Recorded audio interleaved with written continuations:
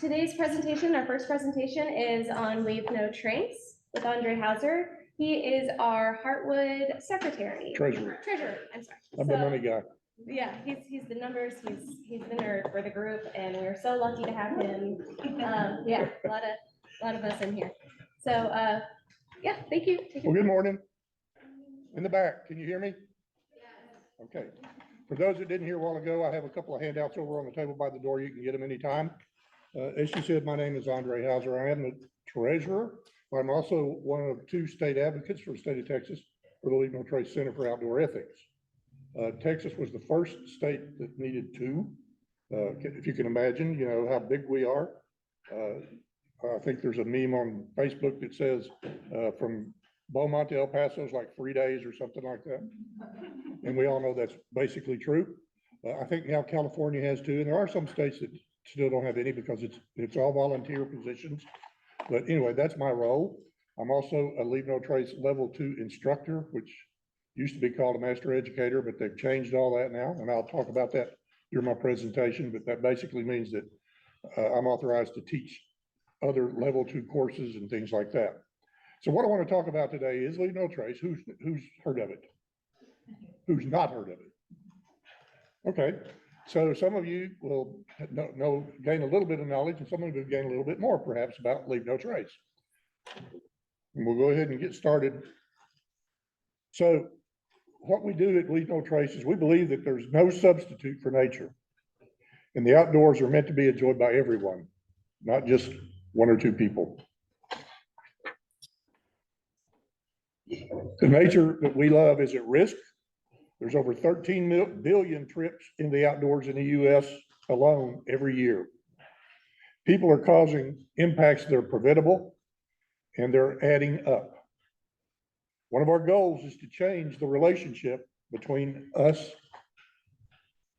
and our use and the impacts that we make. When we put Leave No Trace into action, the use of our shared lands can increase without continuing to rise the number of impacts that we make. Think about this. Americans pay $3 billion to fight fires in the parks and forests every year. Nearly 85% of those are caused by campfires that are left unattended.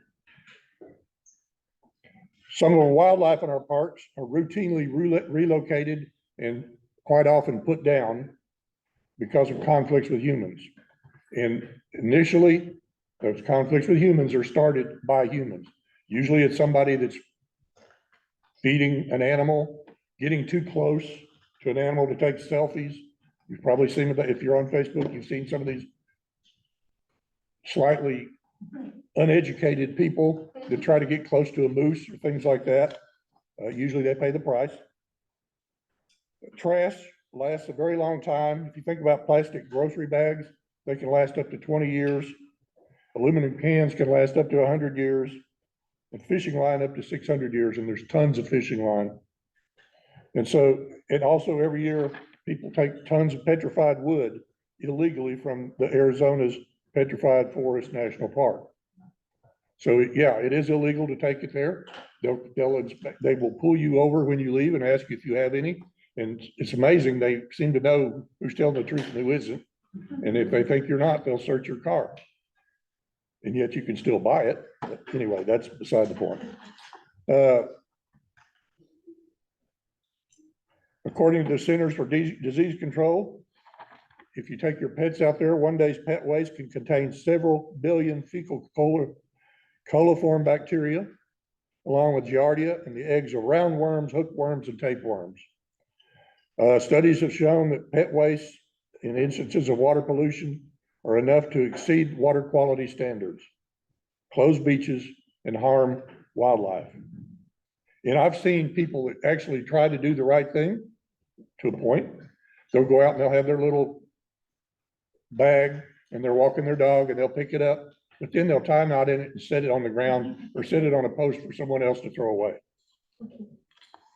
When areas are impacted by human recreation, recovery rates are slow, and restoration of natural conditions often requiring a minimum of 10 to 30 years. And that's not That's by just the ones that we do. That doesn't count the natural things that happen. For example, today's National Trails Day. If you can find a trail that's open. Y'all have heard of the Lone Star Hiking Trail. There's areas of it right now that they say may be closed until 2026 because of all the damage that's come from all the rain and stuff we've had recently. By the way, it's also Texas Free Fishing Day, and it's also the start of hurricane season. So welcome to June. So the good news, leave no trace is the best way to minimize all types of impacts that we see on our lands today. People love the outdoors. They enjoy it in more ways than ever before. We explore on foot, by boat, on bikes, on hand cycles, now even with electric bikes, and with our friends and with kids and pets and everything else. We look and explore in places that range from city parks to national parks and even our own backyards. Leave No Trace is a national as well as international organization, even though it started in this country.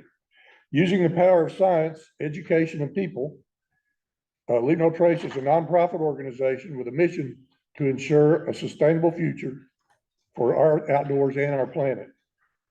They do this by delivering cutting-edge education, training programs, and things like that to millions of people across the country every year. We know that everybody's relationship to the outdoors is personal and unique. We think that Leave No Trace and the outdoors are for all. And in order for this to work, for all the spaces to be available for all, we're committed to diversity, equity, and inclusion as core values. We like to tell everybody, it's your nature. The natural world is for all of us, and it's up to us collectively to protect it. You can be in the front of changing this, the impacts, the trashed parks, the damaged trails, the impacts of fire, polluted waterways, and serious wildlife issues. Your role is critical. L&T provides the foundation and framework necessary for making good decisions when you're outdoors for now and well into the future. What began as a call to preserve wilderness areas has turned into a global daily commitment for all people to embrace the Leave No Trace ethic. Do that using 3 pillars. Number 1, science and research serves as the foundation for all of our education and messaging. Number 2, training for all that includes in-person and online training sessions. Number 3, deploying an extensive network of volunteers and education that teach others about Leave No Trace and give back to the lands that we all love. Environmental stewardship promoted by the Leave No Trace organization extends beyond outdoor enthusiasts to include anyone who enjoys the outdoors and is concerned with people's relationship with nature.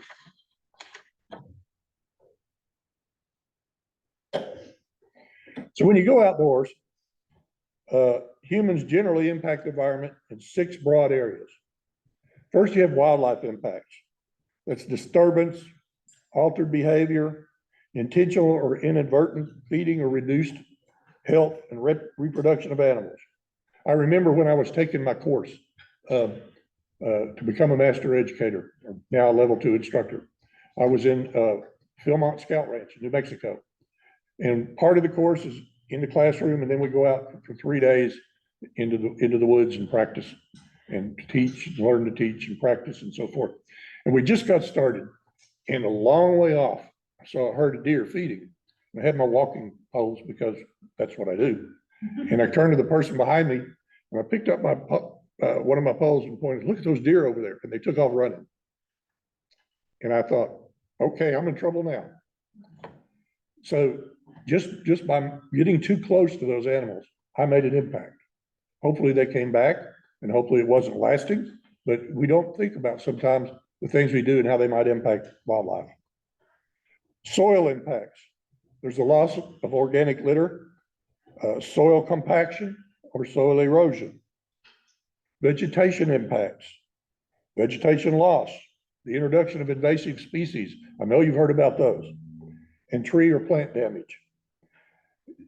Maybe not so much anymore, but I remember when I was younger, 150 years ago, that people used to carve their names and stuff in trees.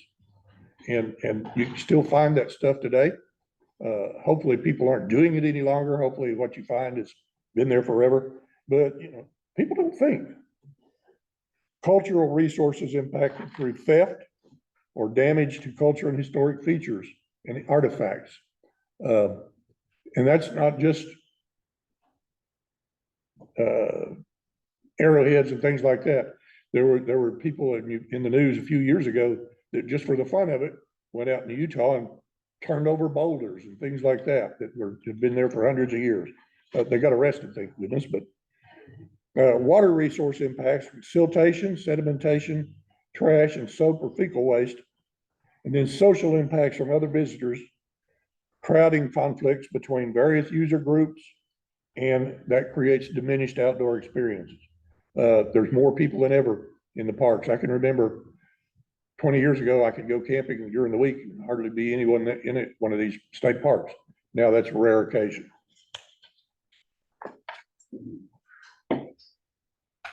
Public land use continues to rise, and during and after the pandemic, even more people are seeking recreation, health, fellowship, solitude, and more in the outdoors. There was a huge increase in the number of people that went out into the outdoors during the pandemic, and it has not tapered off since then. That's an excellent opportunity to create more Leave No Trace stewards. The need to provide education is greater than ever. Outdoor impacts to public lands are individual, but they accumulate over time. It's not the one time somebody cuts a switchback. Everybody know what a switchback is? Anybody doesn't? Okay, switchback, if you're going up and down a mountain, you'll see trails that go like this, kind of in circular form or back and forth. That's to help prevent erosion. But if you go just straight up the hill and avoid those, then you're cutting what they call cutting a switchback, and it creates a path for the water to just pour down the mountain, and that causes erosion.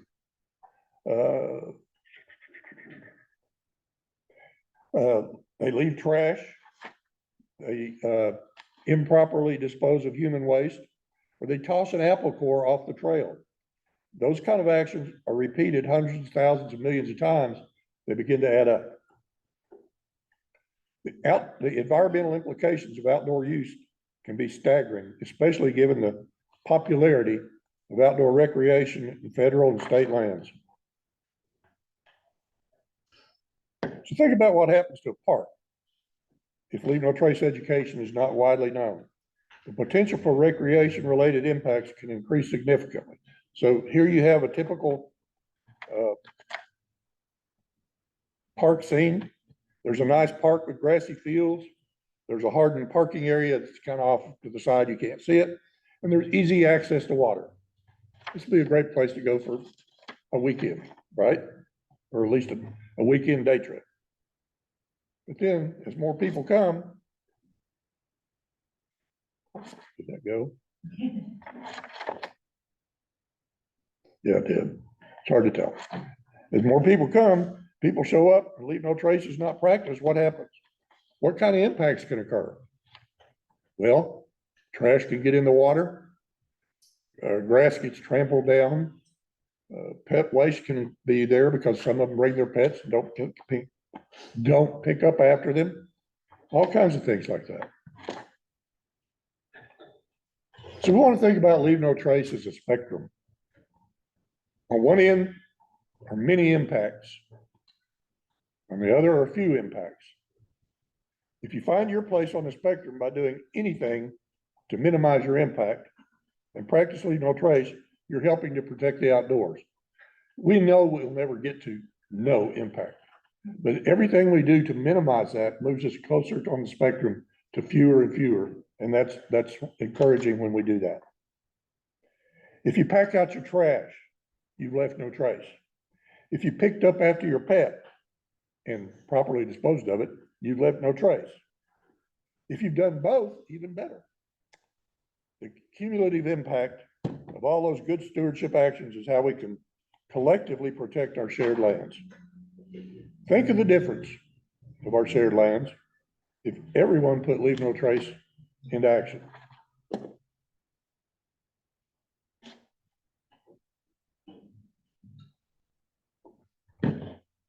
Leave No Trace is rooted in science and it's data-driven in its approach.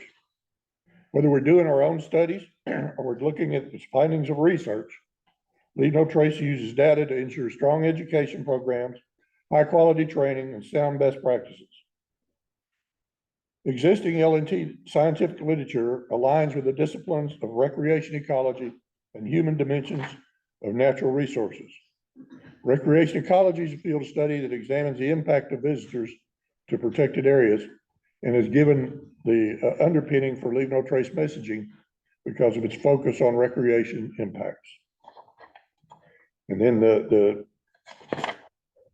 human dimension of natural resources is just the way people have their attitudes about the outdoors and how they think about Leave No Trace and how they think about being doing recreation outdoors. There's 7 principles of Leave No Trace. They're not rules.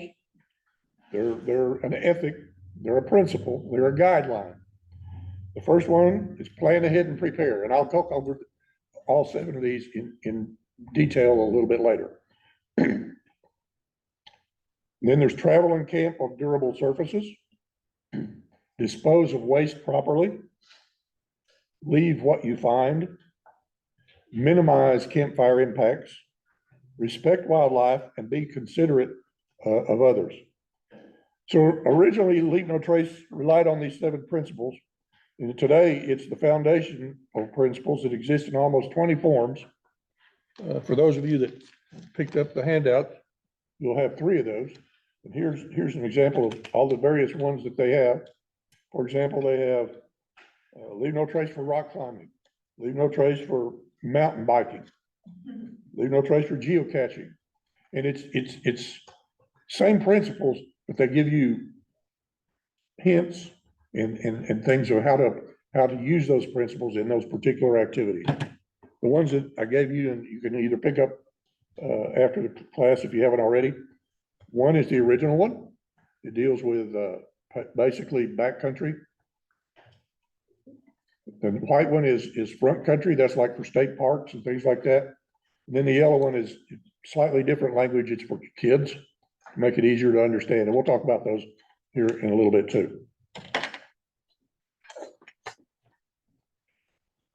Also, Leave No Trace has introduced the basics.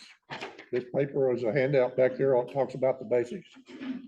It gives Leave No Trace fundamentals for those who are new to the outdoors. Because there are some people out there, this is the first time they've ever been outdoors. They haven't a clue how to act. It began as a wilderness education program, and it's now relevant from deep backcountry to urban parks and protected areas, wherever people live and enjoy the outdoors. It was established in 1994 as an independent national nonprofit to lead the development, education, partnerships, research, and expand public awareness. So 30 years ago. Today, the organization reaches millions of people every year. They have an extensive partner network and they have a global reach. It's also expanded into cities and local parks, and Leave No Trace addresses how to bring Leave No Trace concepts from your house to the outdoors. Leave No Trace training is one of the strongest tools. It has a multitude of ways it reaches people. Partnerships also provide excellent conduits to introduce people to Leave No Trace. The partners include federal, state, and local land management agencies, like the people that own this building, or the state park folks, or the National Forest folks, corporations, NGOs, that's non-governmental nonprofits, schools and universities, outfitters, REI is a big partner, guide services that carry the program to millions of their visitors, constituents, customers, and students. Thousands of members and volunteers who are key partners who carry Leave No Trace into their communities. This large array of partners domestically and internationally are in the ground network that supports Leave No Trace education, research, and outreach. We'll take a look at some of how these partners play a role.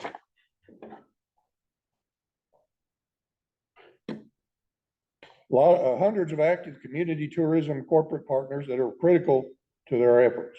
There's over 450 organizations, agencies, and small businesses with a reach of 11.3 million people that support Leave No Trace movement as community partners. They're from 29 countries, 45 US states, and 97% of them actively engage their audiences in Leave No Trace. I'm starting to see references to Leave No Trace in commercials on television.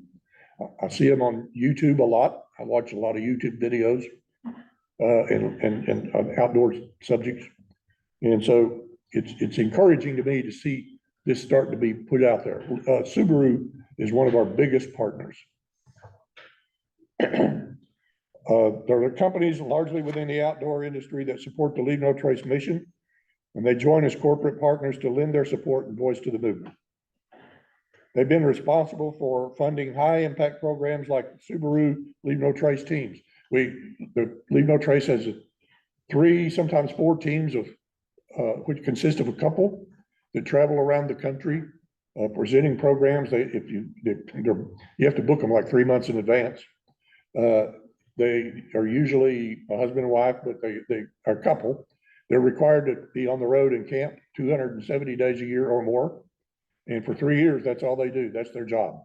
They drive around in a Subaru, what's the small one? Crosstrack with a couple of boxes, rooftop boxes, and that's how they haul their stuff in. I was lucky enough about 6 years ago, they came to Klein School District because there was a teacher down there that she taught an ad hoc Leave No Trace class for her 5th grade students before school every morning. And so she contracted them to come, and they invited me as a state advocate to come and participate. So I got to spend the day with some of them, and that was a really fun event, watching them interact with those kids. But so yeah, Subaru helps sponsor that, and it's a great program. Its average reach is about 15 million folks annually. We have state advocates like me that can coordinate training and stewardship in each of the respective US states. When it is a volunteer program, and some states right now don't have one because, eventually I'll quit doing this and then they'll have to find somebody to take my place, and that doesn't happen overnight. You have to be a Leave No Trace member, you have to be a level 2 instructor, and there's a lot of requirements, but they try. 8,000 members of Leave No Trace, and over 72,000 trained educators make up the base of on-the-ground advocacy. They support Leave No Trace by providing volunteer education, outreach, and training in their communities. They make financial contributions to the organization's work, and they try to work on organizing the ground engagement and stewardship programs and events. I get constantly invited to do events. I mean, I've got two invitations for November the 9th right now. I've got one for September 14th, and that's also my family reunion, so I probably won't make that one. And I get emails all the time. Can you come tomorrow night to San Antonio to make, no, we can't do that, sorry. But I try to find, if I can, I have a list of educators around the state, and I try to find somebody to help them do that.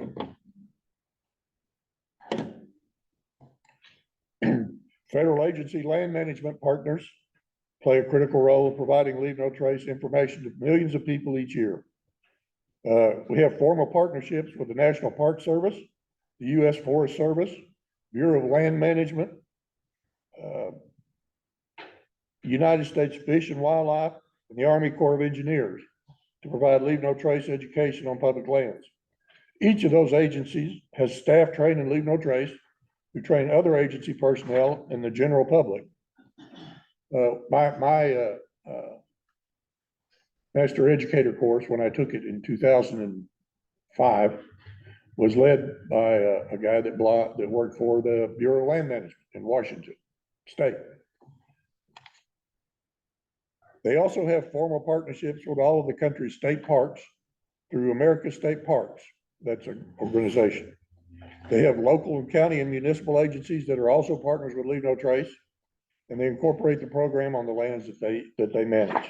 Unfortunately, not all local parks are partners, but many of them are.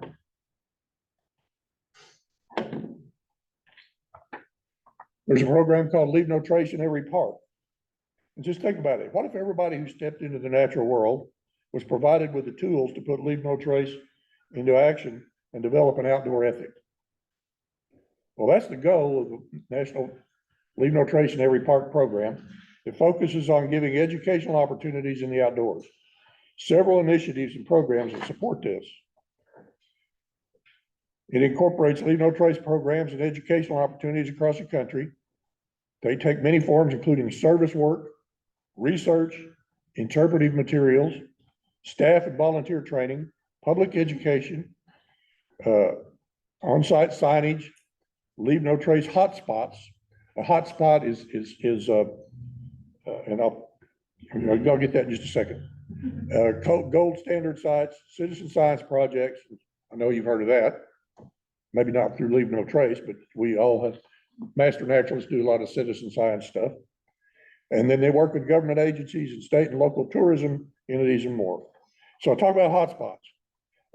Hotspots, every year they pick a certain number of areas around the country that get nominated that have severe impacts resulting from outdoor activities, and they implement Leave No Trace solutions to put them on the path to a healthy and sustainable future. They usually spend a weekend doing this. There have been over 110 hotspots over the years. This year, they've nominated 18 across the country. And so in 2024, they're going to have 18 different weekends that they go, and they have the trainers, usually one of the trainer teams, the traveling trainer teams usually comes in, and they get a bunch of folks in there. They have a big program, and they do a cleanup if it's a river or whatever for the weekend. There's one in Texas this year. I don't remember exactly where. It's up somewhere north of Austin and south of DFW.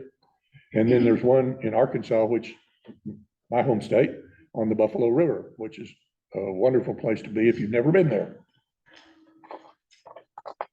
That was my plug for Arkansas. Buffalo River is the first national river ever in the United States. Gold standard site designation that recognizes specific parks and protected areas as beacons of excellence and instilling Leave No Trace. The ultimate goal is that all natural areas offer educational resources that cause people to engage in caring for and protecting their natural qualities. So in a typical year, LNT conducts more than 600 education events in most of the lower 48 states, reaching over 15.5 million people. They work with partners and volunteers on in-person workshops to train over 500 advanced educators, like level 2 instructors. Their online learning programs reach over 40,000 people. And they work with parks and protected areas to achieve Leave No Trace gold standard designation.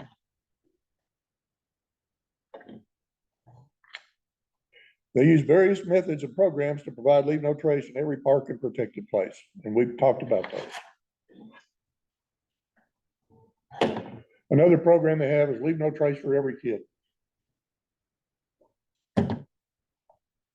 Their goal of that is to ensure that the natural world is left in able hands for generations to come by giving educational resources and programs for kids who spend time outside. And as an instructor, I can tell you, I've been doing this for almost 20 years as an instructor. Kids get it, and they're interested. And one of the best things that Leave No Trace ever did was redesign this card for children. And when you look at them, I'll talk about them, the difference in the wording here shortly. It's just been great. But I teach Boy Scouts a lot. That's where I went through the Boy Scout organization to get my master educator certification. And after, I mean, they're more attentive, they're more excited than some of the adults. Leave No Trace for Every Kid provides education for any kid who spends time outside. They have comprehensive standardized curriculum for outdoor youth programs like camps, YMCA, Boys and Girls Clubs, Girl Scouts and the Boy Scouts. I did a presentation or had a exhibition at the Girl Scout camp just about a month ago up here, the one on the small one, not the one on 75, the one on Cavalry Road. Leave No Trace Use Program accreditation that increases the collective environmental footprint, positive environmental footprint through program-wide minimal impact practices and stewardship training for youth educators who are leading youth in outdoor activities. Training and education support the Leave No Trace mission and ensure that all outdoor enthusiasts have the skills to leave places as good or better than they found them. Comes in a variety of forms, from 30-minute workshops to 5-day field courses, outreach to trailheads and festivals, as well as educational literature and guides. In recent years, they've been able to expand virtual training opportunities, mainly because of the pandemic. And regardless of where you are in the country, Leave No Trace can now offer virtual sessions to meet your group's needs. So this is what we used to have is our training format. We used to have an awareness program, a workshop, anywhere from 30 minutes to 3 hours, possibly even to a full day. Introductory concepts designed for the general public. Millions have attended awareness workshops, and they continue to be a popular way to get trained. REI offers them periodically. Other places do too. I got asked to do one time at the library in Montgomery because the library director there was in Scouts and he went through my training program. So he asked me to do that. Offerings for awareness exist in both virtual and in-person settings. The next option that they used to have was a 2-day trainer course. It created what they call Leave No Trace trainers. It was taught both in the field or online by Leave No Trace master educators across the country. Other trainers could also help teach, but a master educator had to be the lead trainer for that course. Currently, there are over 50,000 Leave No Trace trainers worldwide. And then there was the comprehensive Leave No Trace master educator course. It's a 5-day field-based training designed specifically for educators or those who are interested in teaching Leave No Trace. 72,000 trainers and master educators together and around the globe. In a couple of years ago, just to give an example, an additional 253 master educators through 31 courses and 1,598 trainers through 290 courses were added.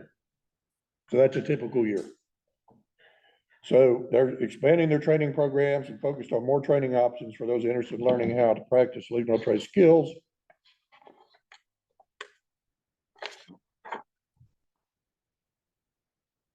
So what they have now is a little different.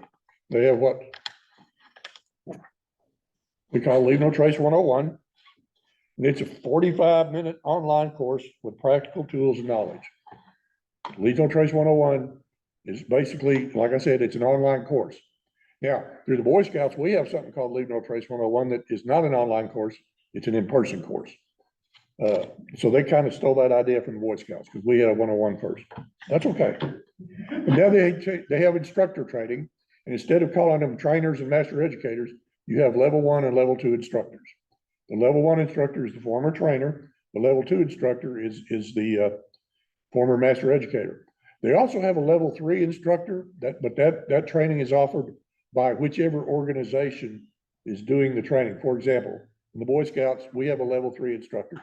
They're only designed, their only purpose is to lead a course.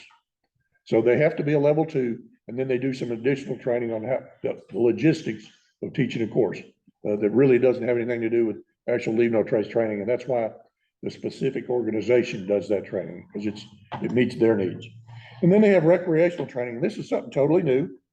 They have 1 to 3 hour workshops, or they have a 2-day skills course, and it's not online yet. It probably will be, but basically it teaches you all the skills and things that you get in a trainer course, but they don't teach you how to train.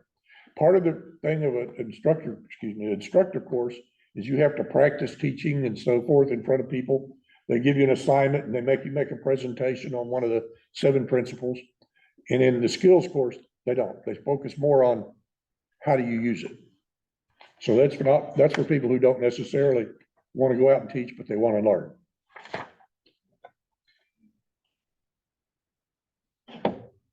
A number of different agencies offer these level 2 instructor courses, and in many cases they offer level 3s as well. You can see Knowles, outdoors.org, Appalachian Trail, et cetera, and the Boy Scouts. Most of these organizations use professional trainers, like Knowles, National Outdoor Leadership School. And so their courses cost a lot of money because they have to pay these people. Typical course for a level 2 instructor, if you go to Knowles, will probably be $1,600, $2,000. Boy Scouts uses volunteers. So if you are a Boy Scout or a registered person with the Boy Scouts, the course, if you take it through them, the course cost is somewhere around, now it's probably $350, $400. And that includes meals and so forth. So difference in using volunteers versus professional is the cost.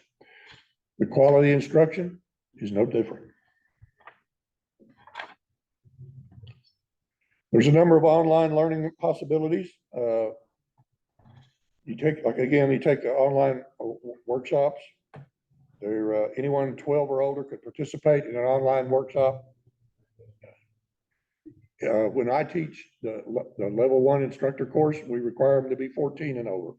There's a reason, because we talk about some subjects that are probably a little bit hard for younger people to understand when we talk about disposal of human waste and things like that. And we also have, now especially, we have a mixed audience. We have male and female. And while the females have no problem getting it, some of the males are a little immature sometimes. And so when you talk about female waste disposal in front of boys that are under 14, sometimes it gets a little ridiculous. So they have, now that they've considered us level 2 instructors and level 1 instructors, once it used to be the trainers were certified for life and they didn't have to take any more training. And master educators were also, but to teach, they had to do a refresher course every 2 years online. Well, now we are considered certified, so all of us have to go back and refresh every 2 years, and now they charge us for it. So I think the way they changed it to instructors so that they can charge us money, but that's okay. Yeah, they said it was because people wanted to be certified instead of just certificated. I don't see the difference, but anyway. They have a online Peak course, and Peak is a program with a number of games that you can get for youth. Some of them are for very young kids and some of them for teenagers. And they have outdoor photographer course. They used to have one for outdoor elopement photographers. People that wanted to go get married and they wanted to get their pictures taken in the woods. They actually had a course to help the photographers teach these folks how not to tear up the woods when they're getting their pictures made. They have a zero landfill course. They have some others too. Social media, it can inspire people to get outside and leave no trace. See, social media is an opportunity to engage more people with the education. Over the years, this has become an important topic for Leave No Trace to provide guidance we have comprehensive guidance for Leave No Trace on social media that's available on the website. So it tells us what we can do, what we can't do. Been in a lot of geotagging outdoors, and some of the bullets in the slide are takeaways from the social media guidance, if you can read them. It says, I don't know if you can, yeah, you can probably read that.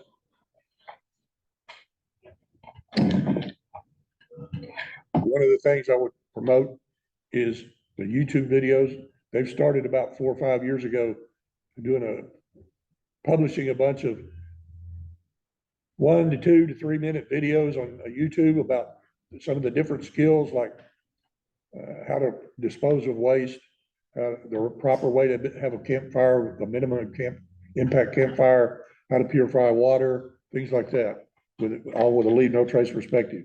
If you have interest in learning the skills, just go to YouTube and look up Leave No Trace, and you'll find a huge library of YouTube videos. So how you can get involved? Well, the easiest thing you can do is learn.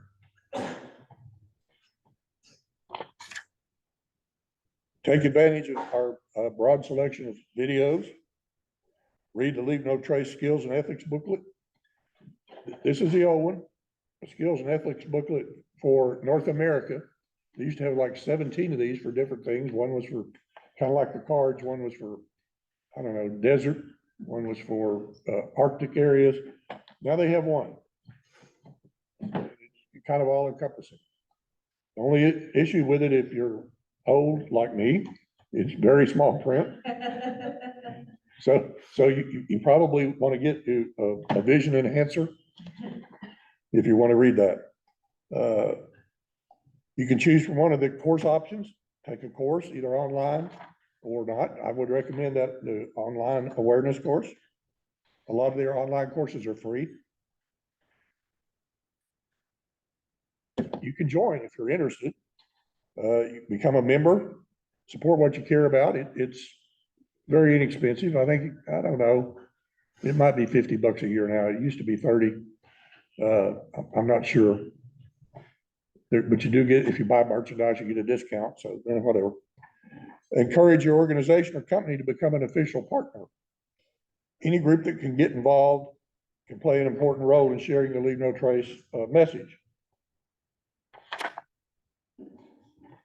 And then you can join the Leave No Trace family through Instagram, Facebook, Twitter, LinkedIn, and at least for a while, TikTok, until it's totally banned. Pass it on. Share Leave No Trace, even a simple principle with other people when you're outdoors. Contact your Leave No Trace state advocate, that's me. And I was told that my contact information is not on the TMN website, so I'll get that fixed. So somebody was looking me up to send me an email about this course and couldn't find me. I am there under the chapter officer part, but not under the roster. Do you have a separate email address for this? For Leave No Trace? Actually, I do. Tell us what that is. Okay. Okay. SouthTX, SOUTHTX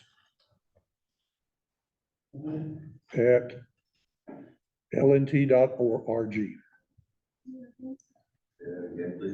SouthTX at lnt.org. I had to think about that because I don't use it very often. I mean, to myself, I don't use it. I read it, but I don't type it. As long as you check it. Yeah. And you said there's 2 state advocates? Yes, the other one's North TX. She's up in the Dallas area. She's not associated with Boy Scouts, but that's fine. One of the reasons, before I go on, one of the reasons I like to be associated with the Boy Scouts when I teach is, unfortunately, Leave No Trace requires that you have a lot of liability insurance to teach these courses. They seem to think that we're going to go out and kill people in the woods, you know, not intentionally, of course, but by accident. And so they want us to have liability insurance. And they used to provide a blanket policy that we could get for like $50 a year, which was okay. But they found out from their liability carrier that they weren't going to be. Can you not hear me? I think the hardest part of leaving no trace is the body. Say again? The hardest part of leaving no trace is hiding the body. Oh, yeah, that's true. That's true. Disposing of waste properly. So unfortunately, they can't carry us anymore. And the price for me to run a course, insurance wise, would be about $500. And so for a course, because it's a yearly fee plus a fee every time you do it per person. And so I can't afford that as a volunteer, but Boy Scouts covers me with their insurance. So You can contact the state advocate, like I said, and learn about opportunities. You can introduce a kid to Leave No Trace through the Peak online course. You can contact Leave No Trace and become a citizen scientist, and get involved with L&T monitoring in your area. You can forward the videos from YouTube to other people. You can take, learn, and share on social all of the great resources in our free social media toolkit, which is online. And organize a cleanup at your favorite outdoor area and share Leave No Trace education on the way. If anybody ever wanted to do that, and they wanted some help getting stuff like this, they're not free, but I can sometimes get them free as a state advocate.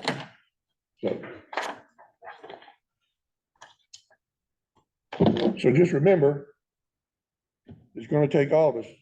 So it's your nature, so leave no trace. So now we want to talk, now that I've went through the required part, we'll talk a little bit about the principles like I said we would. So the first one, plan ahead and prepare. What do you think that means? Oh, where you're going. Know where you're going, okay? And you ought to know all about where you're going.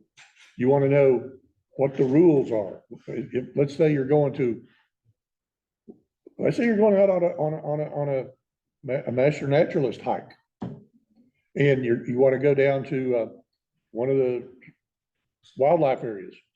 You need to know, first of all, you need to know what the weather is, because you need to be prepared for whatever comes, especially lately. You want to know where the nearest medical facility is. And why do you think? Because yes, you can get hurt when you're in the woods. You want to know, is there water to drink available? Because if there's not, you need to bring plenty with you. You need to know, can you bring your pet? Should you bring your pet? If you're going to be there at lunch, you need to know, are we allowed to do any cooking, or do I have to bring bologna and cheese? Or maybe just cheese if it's going to be hot. You need to know what they want you to do. So all of these things you have to think about in advance. And just think, if you're camping, you need to know other things like that. That is, can I have a campfire? What are the quiet hours? What happens if oh, I don't know, if there's wild animals running into camp? So plan ahead and prepare. And if you do all of that properly, if you think about all of it, the other six principles are going to fall in line. They'll be simple. You got to remember your food and water and your clothes to protect you from the cold and the heat and the rain. You always want to have a map with you, because you want to plan where you're going. You need to check them while you're out hiking, so you'll stay on course and won't get lost. Remember, if you get lost, but by the way, you need to tell someone where you're going and what time you expect to be back. Because remember though, if you get lost and they call in search and rescue doesn't care about Leave No Trace. They might when they're out camping on their own, but their focus is on finding you while they can. So they won't worry about following the principles. They're more worried about finding you. You need to remember to bring a leash and plastic bags if you bring your pet. Pick up your waste and carry it out. You need to learn about the areas you plan to visit, read books, check online and talk to people before you go so that you'll know interesting things to look for. And the more you know, the more fun you'll have. So remember, if you don't plan ahead, these kind of things can happen.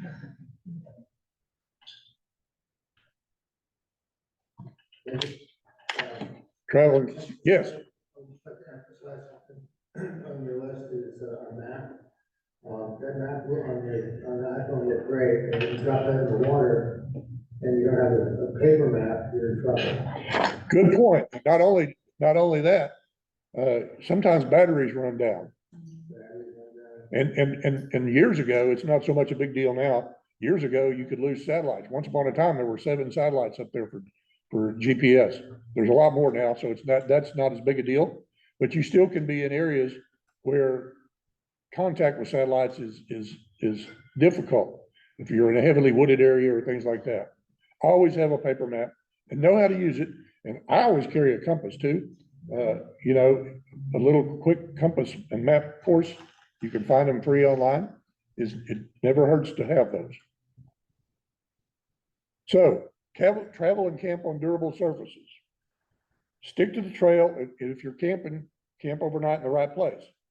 Walk and ride on designated trails to protect the trailside plants. So let's say you come to a field and you have to cross a field and it's, you know, there's like 8 or 10 of you.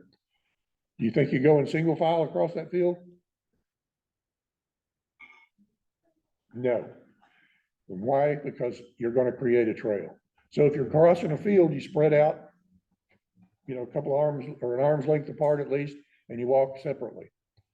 You try this when you get home. When we do this used to do this in the forest, I could take you outside and do it. It's kind of hard to do in the parking lot out here. But go find you some grass and step on it 8 times.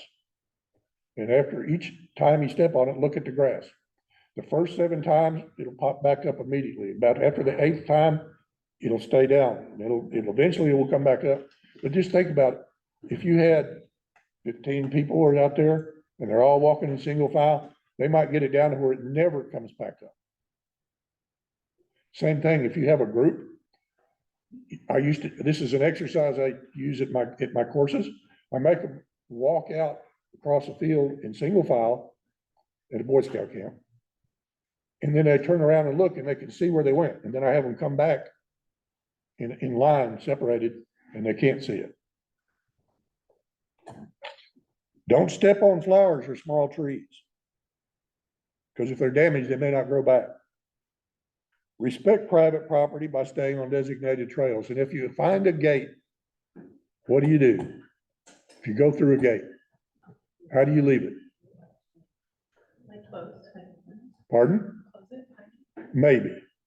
Leave it like you found it. If it's closed, close it. If it's open, leave it open, because it's the way the person that owns that land wants it. If you're camping, camp only on existing or designated campsites to avoid damaging your vegetation.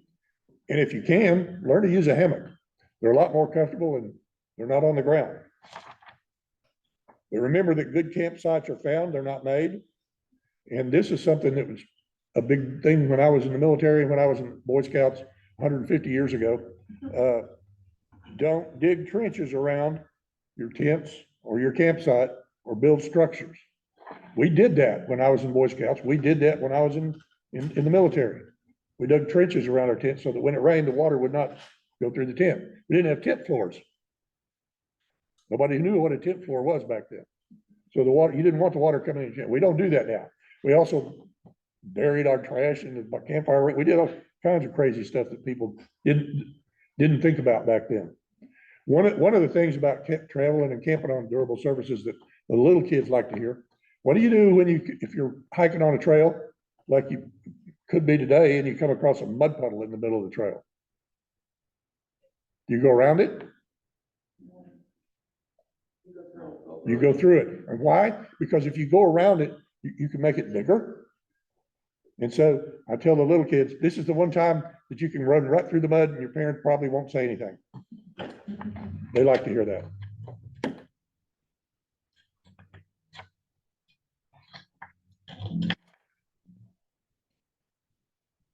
Okay, dispose of waste properly. You know, I took a trainer course in 2000 and I don't know, whatever it was. And then I took the Master Educator course. And both of those courses we had to teach. And the difference was one of them, it was like a 20-minute presentation. And the other one, it was like a couple hours. And for some reason, you get assigned. For some reason, they gave me dispose of waste properly in both of them. So the first thing I need to make you understand, there's 3 types of waste. You have normal waste, you have water waste, and you have human waste. And so the biggest thing to do is remember, trash your trash trash your trash and pick up poop. So we'll talk about regular waste, normal waste first. One of the things you can do to reduce waste goes along with, kind of along with planning and preparing, is to eliminate some of your waste before you go. Now, what I mean is, think about a box. Let's say you're camping and you're taking a box of cereal. There are three things in a box of cereal. You have a box. Does that serve any purpose in the woods? No. You have a wax bag. And you have what you want, which is the cereal. So if you take the cereal out of the box and out of the bag and put it in a Ziploc before you go, then this Ziploc bag is not trash until it hits a hole in it. You can use it over and over and over again. And so you've eliminated this trash ever being left in the woods. If you have large groups that you're taking to the woods,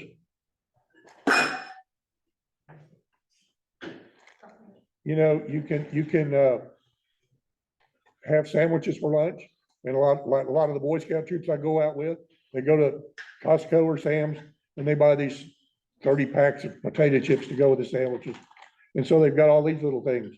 And so the boys get, well, the kids get one of these things and they tear it off, and suddenly we've got pieces of trash floating around. And there's, say, 30 of these out there. Do you think all 30 of these are going to end up back in the trash? Probably not. You can get bigger things of chips, put on a pair of plastic gloves and serve them to them. Not only will it eliminate a number of pieces of trash, it'll also save you money. Same thing, I tell them, if you get the little bottles of Sunny Delight, you got, or something like that, they've got those little orange rings around the top. Those never get in the trash. You find them in the woods everywhere. So get gallons of milk or orange juice and serve it to them. So a little bit of thinking ahead of time, you can eliminate trash before you go out there, and then you don't have to dispose of it. But let's say you're out there and you have to wash dishes. Food scraps are trash. We never want animals to eat human food. So how do you deal with that? Well, before you wash the dishes, what we do is, first thing we do is we teach our kids to become a human sump.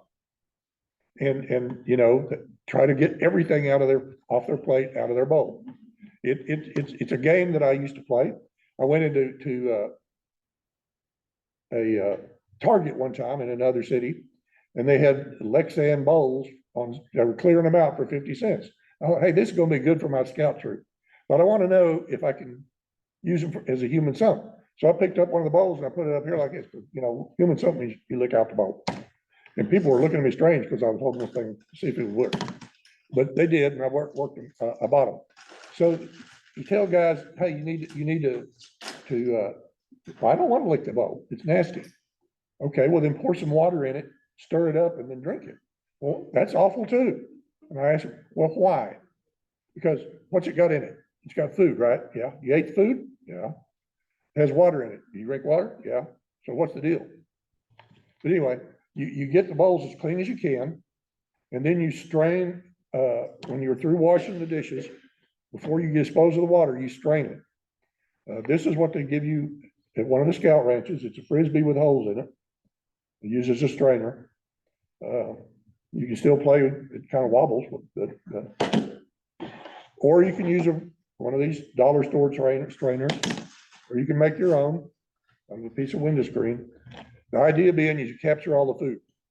All the food particles that we call yum-yums go in a garbage or into a plastic bag to be carried out for the trash. Once the water is strained, it's safe to broadcast it into the woods.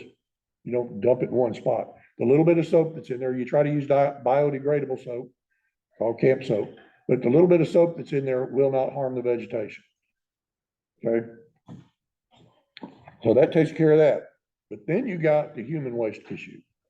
First thing you need to know is if you're in a front country area, there's probably going to be a bathroom. You use the bathroom. You know, that's what I teach Cub Scouts. Find one. But if you're in the backcountry, there may be other things you have to do. First thing you need to know, urine will not hurt a plant. No matter what people tell you, there's not enough salt in it to encourage animals to eat the plant. I suppose if you had 100 people that urinated in the exact same spot for 3 days, that might be untrue. But don't worry about that. They even make things today where females can urinate standing up. So that's a real big advantage if you're backpacking. You don't have to take your pack off. The issue becomes disposal of solid human waste. There's a number of ways you can do that. The first, the old standby, is you dig a cat hole. It has to be 6 to 8 inches deep, at least 200 feet away from any water source. How do you get 200 feet if you don't take a tape measure in the woods? Anybody got an idea? Step it off, but how many steps do you think that would be? 70. The average human step is between 2.5 to 3 feet. So 70, 75 steps would do it. Away from any water source, away from any trail, the same thing from any trail. Dig a hole, use it. Try not to leave the paper. That's not that hard to do. If you've ever had a pet, you know you can take a plastic bag and turn it inside out, grab it, and fix it. Do the same thing with the paper. Paper will not decompose as easily as waste, so we just don't do it. Certainly don't burn it.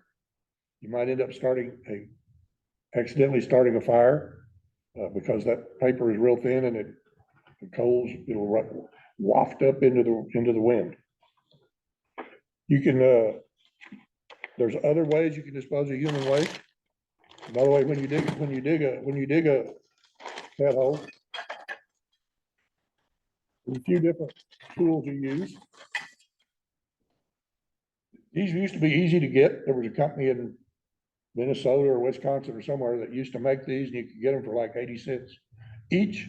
But then they sold that company, and the new people quit buying them, quit making them. So I started buying these. I could get them, they're Fiskars. You could get them usually at Walmart or Home Depot or somewhere for used to be about $1 a piece. But then they got popular with all the garden clubs. And so as soon as they'd come in, they'd go and buy every one that they up for their meetings. So now I have to find them online, and they're getting expensive. I like this one because this handle comes off for this cap, and you can carry paper in there. Of course, if you put too much, you can't get it out, which I've done. So I need to work on that.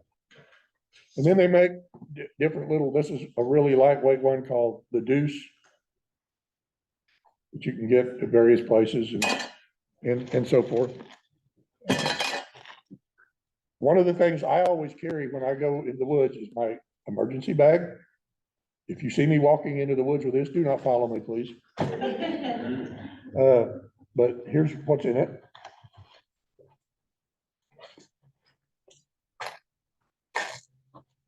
I have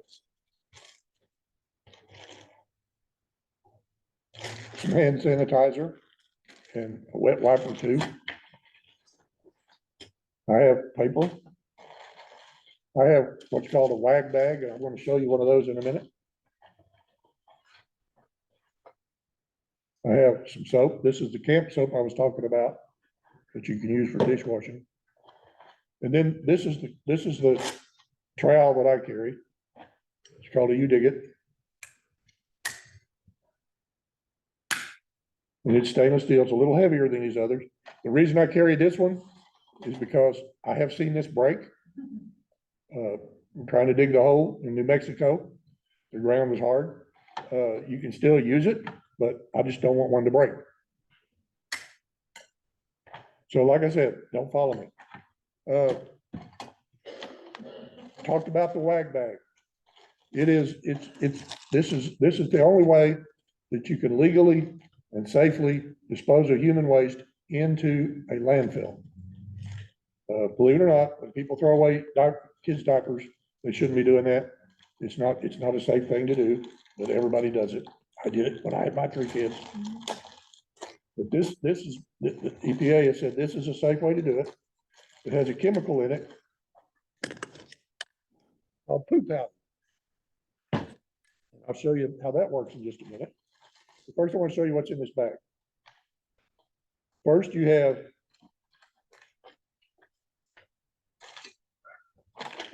an exterior Ziploc bag. It says caution, waste disposal bag, disposed in landfill or refuse container only. Then you have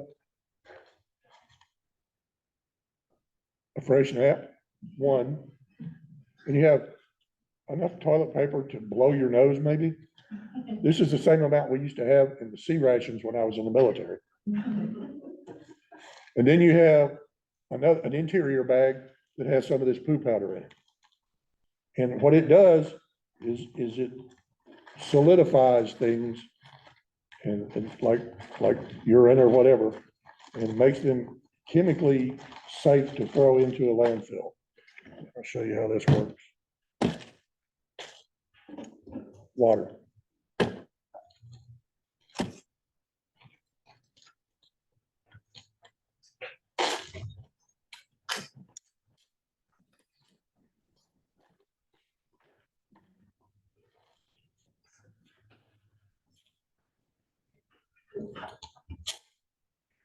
It doesn't take very much. I probably put way too much in there for this demonstration, but that's okay.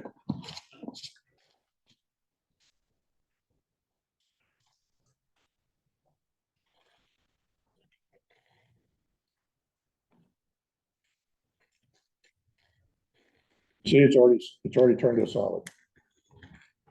Andre, Yeah, we went out to work on the trails of Guadalupe Mountains a couple of years ago, and we were required to carry those wag bags.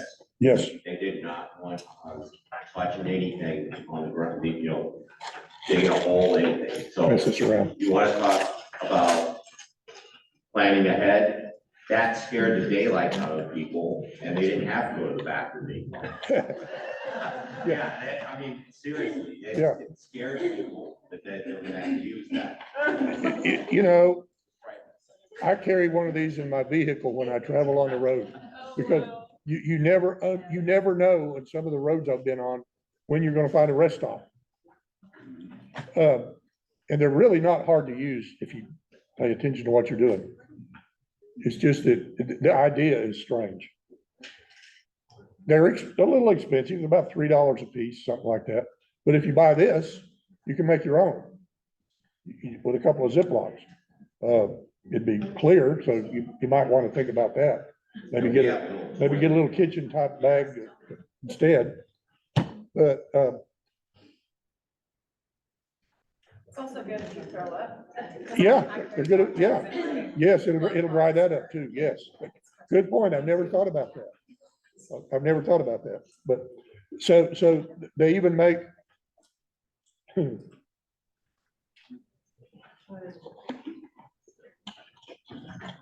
For the more sophisticated people, a portable bidet. And some people will take, you can actually buy a different cap to go on a water bottle that you could just use to carry the cap alone and change it out and use that as a bidet. You know, that reminds me when I was in Iraq, we didn't want to get up in the middle of the night. I was there in January. Believe it or not, it'd be like 90 degrees in the daytime and 25 at night. And so when you need to use the bathroom in the middle of the night, people tended to use water bottles. But you had to always remember to make some kind of mark with a knife or something on the water bottle, because in the dark, you didn't want to grab the wrong one and get a drink. So, you have to think about it, plan ahead. So, if you have your pet, we've already talked about this, bring it home, put it in a garbage can. I'd have to carry a lot of them. I have a German Shepherd. Mm-hmm. Keep your water clean. Do not put soap, food, or human or pet waste in the lakes or streams. You'd be surprised how many people do.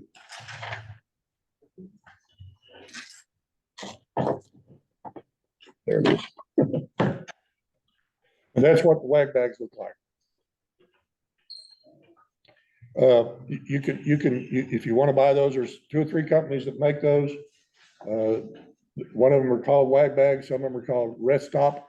The Rest Stop makes a number 1 and a number 2, if you can imagine what their uses are for. Should be obvious. And then there's some others that make them too. I can't remember the name. L&T sells one. I can't remember. And of course, the cat hole trowel, we've talked about those. That's the poo powder. You can buy that. It's a little expensive, but I have a large one and a small one. The small one's about $40, but it will last you forever. Is it just silica? I really don't know what it is. It's a silica gel. Like what's in the Pampers? Part of it is sodium polyacrylate. Yeah, That's the solidifying part. thank you. I don't pay attention to what it's called. I just use it, but thanks. And I did not, years ago, they didn't put that stuff in Pampers. Years ago, it was just, Pampers were just cloth. Well, yeah. I've used, kitty litter. Kitty litter will work, but it It's solidified. it solidifies it, but it supposedly, I don't know if the EPA lets you do it, but anything will help. I have a friend who backpacks a lot, and he's in the Dallas area, and he carries what he calls silver burritos. And a silver burrito, he uses a gallon bag, Ziploc bag for his waste. Gets all the air out, rolls it up, wraps it in foil, and then drops it down in another gallon bag, and like they stack up about a week's worth in there, and they look like a burrito. So that's what he calls it. Sorry, someone's eating gluten. Leave what you find. So you go to the woods, and kids do this. They bring home a plant, a rock, or historical item. I've done it. There was a mountain at Philmont Scout Ranch that was almost all silica, mica, and I brought a lot of it home. I tried to bring home little bottles of sand from Iraq. There were like 7 different kinds that I saw over there, so I put them in little Tabasco bottles. The agriculture department didn't let me bring them. You did that too? I did Yeah. that in Saudi Arabia. Yeah. I made it out. It was bad. It was bad. Yeah, well, mine got caught. This was Desert Storm. Meteorologist, I can tell you that you need to decide what you're gonna say to the ag people beforehand. And you tell them that it's not soil, it's sand. Ah, It's sand, it's sterile, if it's soil, it's not. correct. But they didn't, back then, they didn't care. They just took everything. They were looking for AK-47s, but no. So treat living plants with respect. Don't carve, hack, or peel plants, may kill them. So why do you leave what you find? Well, I've lost a piece of this, but think of it like a puzzle. If the whole puzzle's there, everybody can see the entire picture. But if somebody takes part of it home, then suddenly the next person doesn't get to see everything that the first person did. So the idea is to leave it all there so everyone can enjoy it. And I know we've all brought things home and I bring home a flower to your mom when you're a kid. Well, don't do that. Take a picture of it. Draw it for her. Write something in your journal about what you've seen. That'll stick with you. The flower's going to die anyway if you bring it home. So that's what happens when something's missing. Minimize campfire impacts. Probably on TMN Master Naturalist outings, you won't probably have a campfire, but if you go camping, you want to always put it in an existing fire ring. You don't want to build a new one. Use a stove when you can. If you want to have a campfire, make sure it's permitted and it's safe to build a fire in where you're visiting. Keep it small. You don't need a giant fire to cook or whatever. Remember, a campfire is not a garbage can. Don't burn your trash, pack it all out. Either bring your firewood from, firewood should be either bought from a local vendor or gathered on site if allowed. Don't bring it from home because you don't know where it came from. Certainly don't bring it from another area that's more than 10 or 15 miles away. You can harbor tree killing insects and diseases. And if you do that, maybe just spreading them. Many states regulate the movement of untreated firewood. Be sure before you gather firewood that you check local regulations because some places won't let you do that. Most national forests and so forth will. A lot of the state parks won't. Burn all wood to ash and be sure the fire is completely out and cold before you leave. If you have gray ash, it's okay to throw that out in the woods. If you have little black, what we call nubbins, you need to take that home with you as trash. The only thing that's carbon and coal, the only thing that that's good for is if you plant it way down in the ground for about 100 million years, it might become a diamond. Other than that, it's trash. Respect wildlife. I already told you that I moved the deer by accident. Not prepared. what? Not fucking prepared.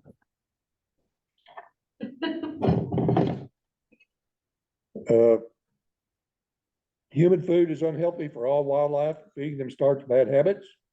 Protect them and your food by securely storing your meals in trash.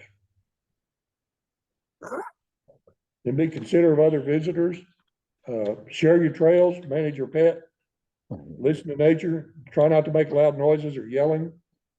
You'll see more wildlife if you're quiet. And be sure the fun that you have outdoors does not bother anybody else.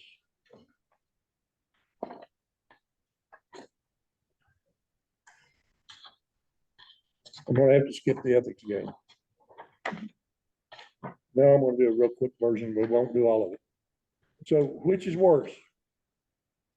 In your opinion, names carved in trees, a hiker passing while hiking loudly on talking loudly on a cell phone, or cigarette butts discarded on the trail? Tree. There are no right answers. This is your personal preference. My personal thought is names carved in trees is worse, but when I do this game in a large, long format, and we always get different answers. Remember that there are no rules and leave no trace. It's just an ethic and it's a personal ethic. All of these things are bad. Same.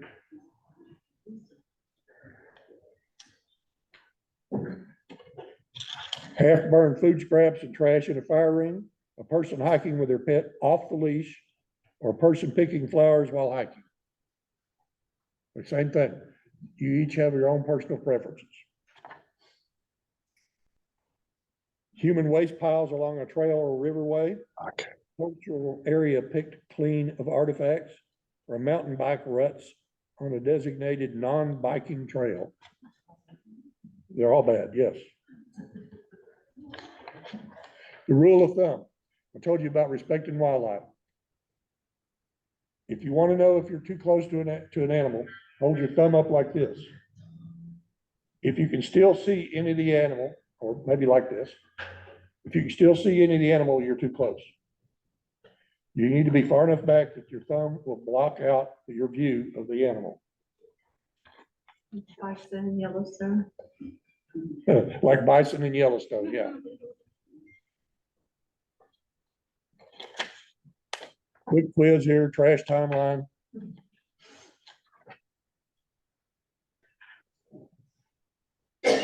So cigarette butts, how long do you think it takes?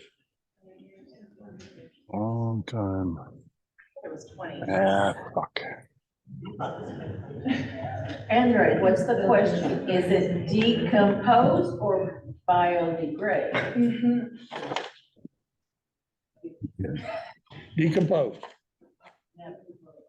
Well, Smart ass. biodegrade. whatever.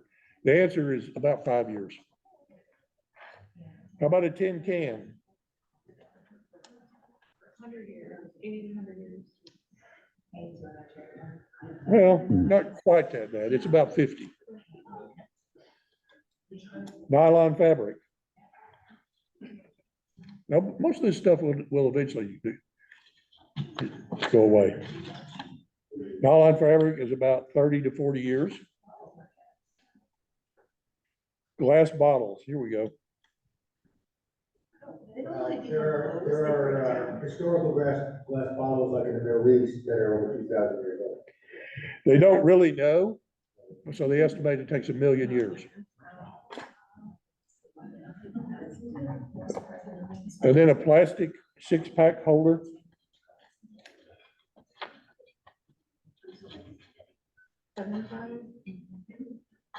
Hundred years. I don't know if it was true or not, because it must be true because it was on Facebook.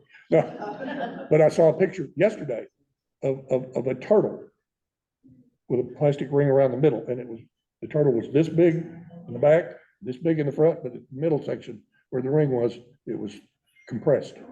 So it looked like a figure 8. I don't know if that's true or not. I would think maybe not, but they're certainly bad for other animals like birds and things like that. And then again, durable surfaces. What is a durable surface? I'll show you. Any of these you think are durable surfaces? A grassy field, snow, a wildfire meadow, or cryptobiotic soil crust.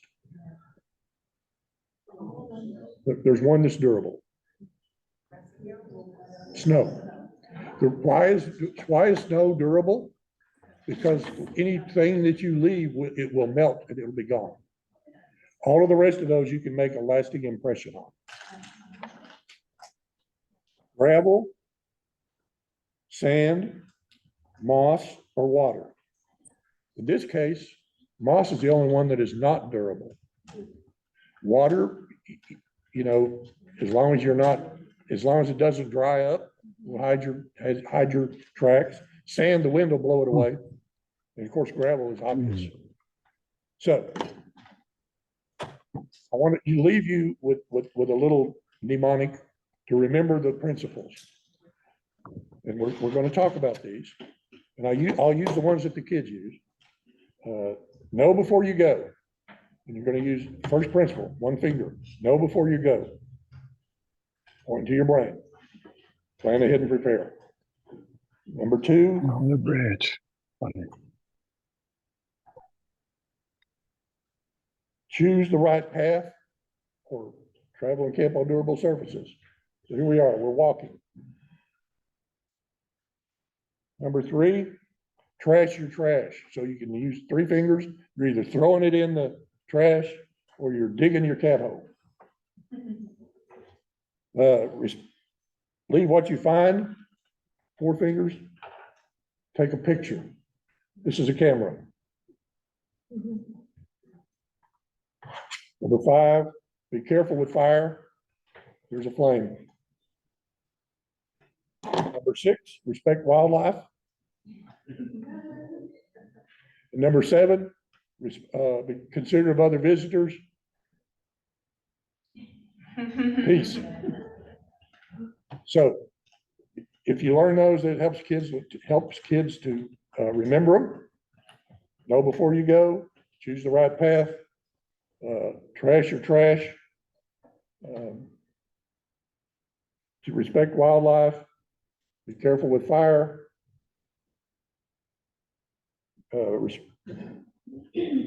respect wildlife. What did I? Leave what you find. Leave what you find. Also, which is also respecting wildlife. Respect wildlife, and then be considerate of others.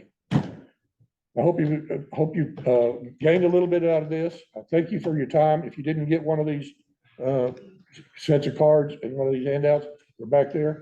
And if you have any questions, southtx@lnt.org.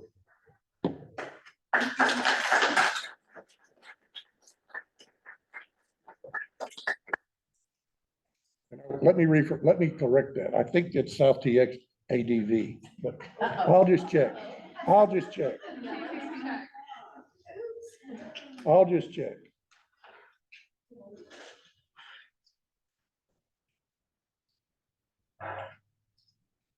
Okay, it's South TX Advocate. Sorry. South TX Advocate. ADVOCATE. South TX Advocate at LNT.org. I knew that didn't sound right when I was saying it earlier. Wonder who would have gotten that message. I don't know. I don't know because, We just got messages back going ding, wrong email yeah, address. because my LN or my TMN email is heartwoodtrez@lnt.org, and somebody sent one to Heartwood Treasurer, and she got some lady that has nothing to do with us. So, yeah. Anyway, thank you. I think there's a little bit of a break while Terry and I. There's a break in just a minute, but we need to do something special first because he's here on his birthday. I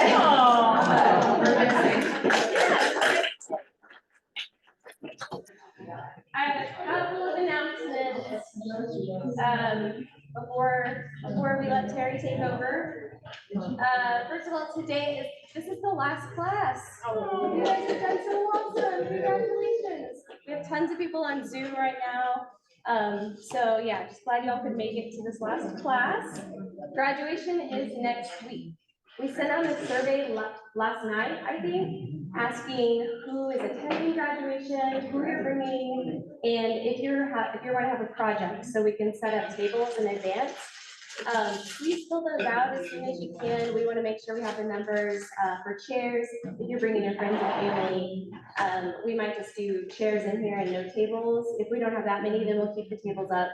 But please, you're welcome to bring people. And we invite them at 2 o'clock? Yes, so the schedule will be from 2 to 2:30. We will have like project viewing time, and so everyone can walk around and view those projects.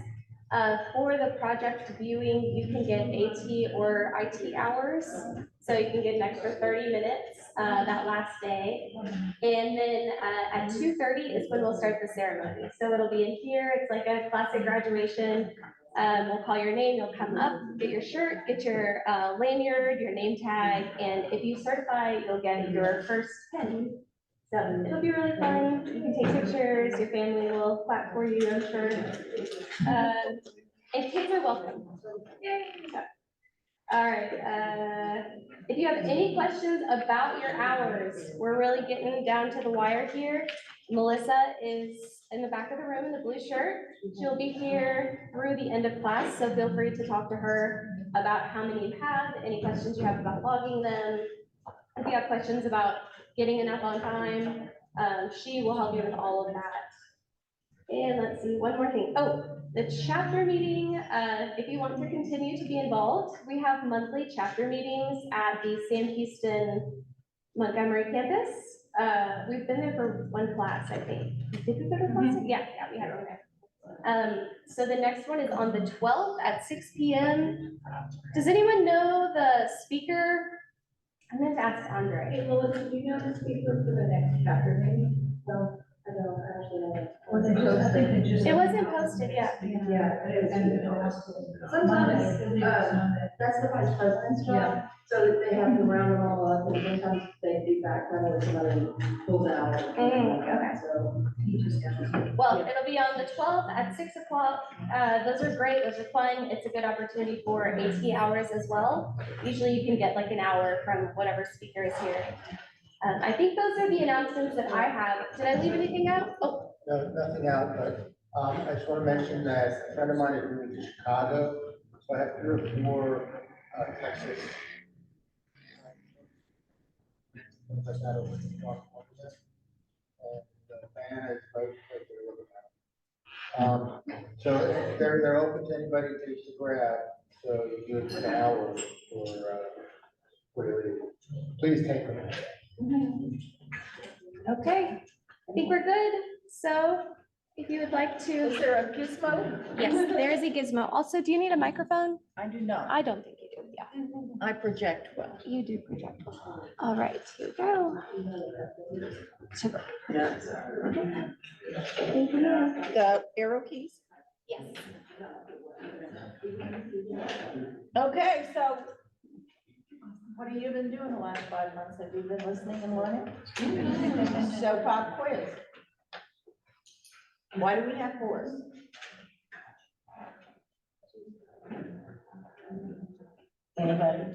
Anybody?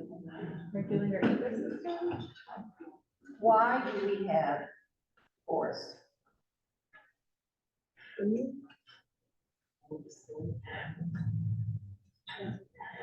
We got an hour and a half. Give us a clue. Like, we as in Texans or as in? Why do we here in this place have forests? Preserve. We had a Zoom response. Yeah. Someone said to hold water, to cool the atmosphere and create oxygen, lumber companies. Okay, that's some of the environmental benefits we get, but why do we have forests? Why do we have forests? Because of the fungi. We'll get there. Why do we have forests? Because there's enough water to support trees and the rest of the life. Soil. Guys, who said soil? Okay, so by soil, you mean geology. I mean, geology and microorganisms, So geology. I need 2 more reasons why we have forests besides geology. Climate. Climate. And what's the third one? I'll give you a hint, it's another G word. geography. Geography. So in your manual, you have maps. You have lots of maps. And when you look at all these maps, they're all the exact same map, except some show the geology, some show the vegetative type, some show the soil, some show aquifers, some show tectonic plates, and I mean, the list goes on, they're all the same map. So geography, geology, and climate are quite apparent when you look at this. There's even a map in there that shows how much rainfall falls from one side of the state to the other state. And when you look at these maps, you see the exact same patterns again and again and again for everything that we study. So we have forests. How are they different from just slightly to our north where they have prairies? How are those ecosystems the same and how are they different?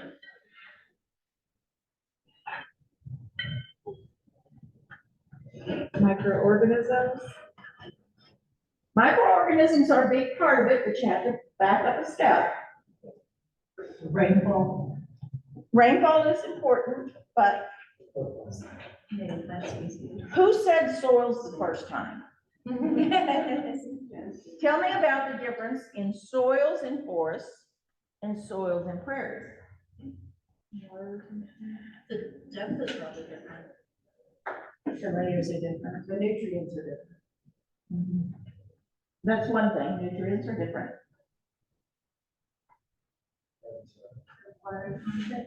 Okay, say fungi. Now we won't say it. So, soils have all those microorganisms that determine a lot of different elements about the soil so that whatever's growing there grows there for that reason, right? What are those 3 main decomposers? Oh, come on now. FBI, Fungi, bacteria, invertebrates, FBI. In forests, the soil tends to be more acidic, especially our southern forests. The soil tends to be a lot more acidic. Do fungi care how acidic the soil is? No. In prairies, the soils are less acidic. And so bacteria become the primary actor in keeping those soils healthy, more than in more acidic soil environments like forests, where fungi are the bigger participant in how that soil works, looks, treats the vegetation. So no matter what the ecosystem is it important to have natives? Tell me why. They're adapted to the soil. They're growing there for a reason. What are those three reasons again? Geology, geography, climate. That's why they grow there. Why else? Beneficial relationship with the bacteria, fungi, and plants. The only way we get the benefits from environment is interactions. Every single thing we get, air, water, food, all the wonderful benefits of blood control and healthy waterways. It's all based on the interactions between the biotic and the abiotic elements in the ecosystem. They have to all work together. So when you bring in somebody from outside, I mean, you know, you got your little clique of friends and y'all like to go out and you're having this great conversation over dinner, and some new person that someone knows walks in and says, "Wow, guys, can I join you?" This outsider doesn't know what your interests are. And maybe they start taking over the conversation, trying to ingratiate themselves with you. And the next thing you know, somebody says, "You know, I gotta go, see you later." And they leave the party.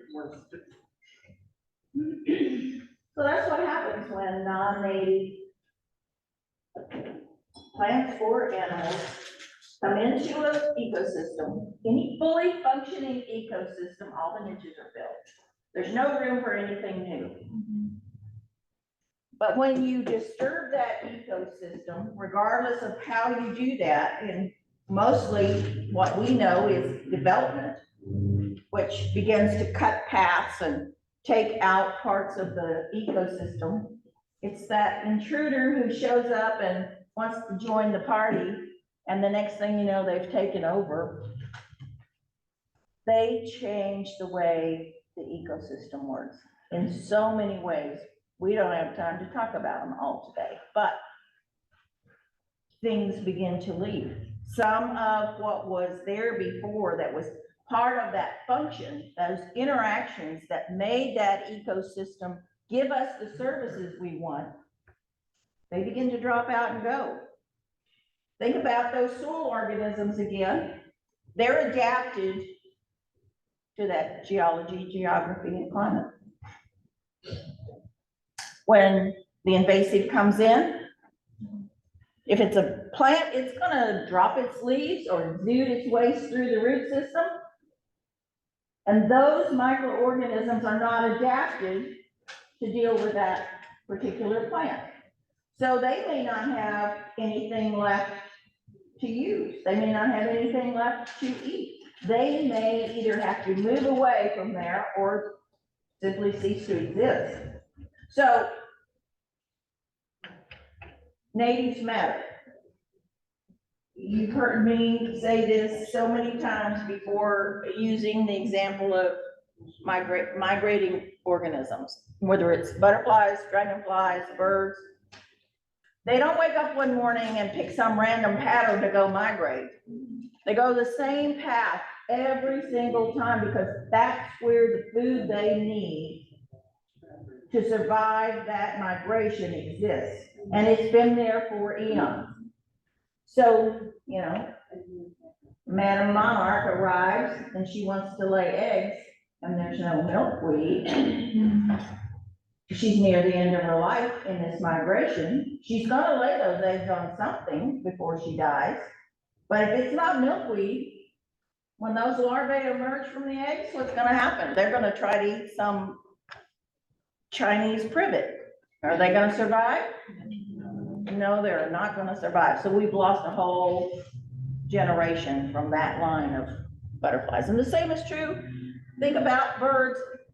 Come winter time when the birds are heading south, they need to get to warmer weather. They've got to have those high fat foods, nuts, berries, fruits, higher fat winter fruits to build up their stamina, their energy levels, so they can make that big leap across that huge waterway they've got to cross. And they get here and things like beautyberry are not here and Yopon holly are not here. We've removed all of that and we've put in tropical plants. Things like nandina. Oh my gosh, they make so many berries. But they're not the high fat berries that those birds need to survive. So they're hungry, they're gonna eat what's there, but are they gonna make it on that, what can be days long flight with no way to stop, no way to drink, no way to eat? They've gotta have enough energy built up to survive to get to that far shore. And if they don't, they literally run out of gas. How many migrant birds end up washed up on a beach somewhere because they couldn't make that trip? So natives matter. Okay, what do fungi do all day? Communicate and eliminate toxins. Among other things, yes. So these sheets I brought, you may or may not find them of interest. Monarch folks put out this brochure called Monarch Nectar Plants of the Southern Plains.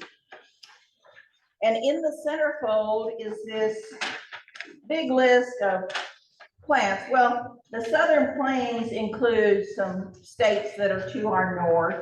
And so not every single thing here may be a local native, but here's a bunch of native plants that support monarch butterflies.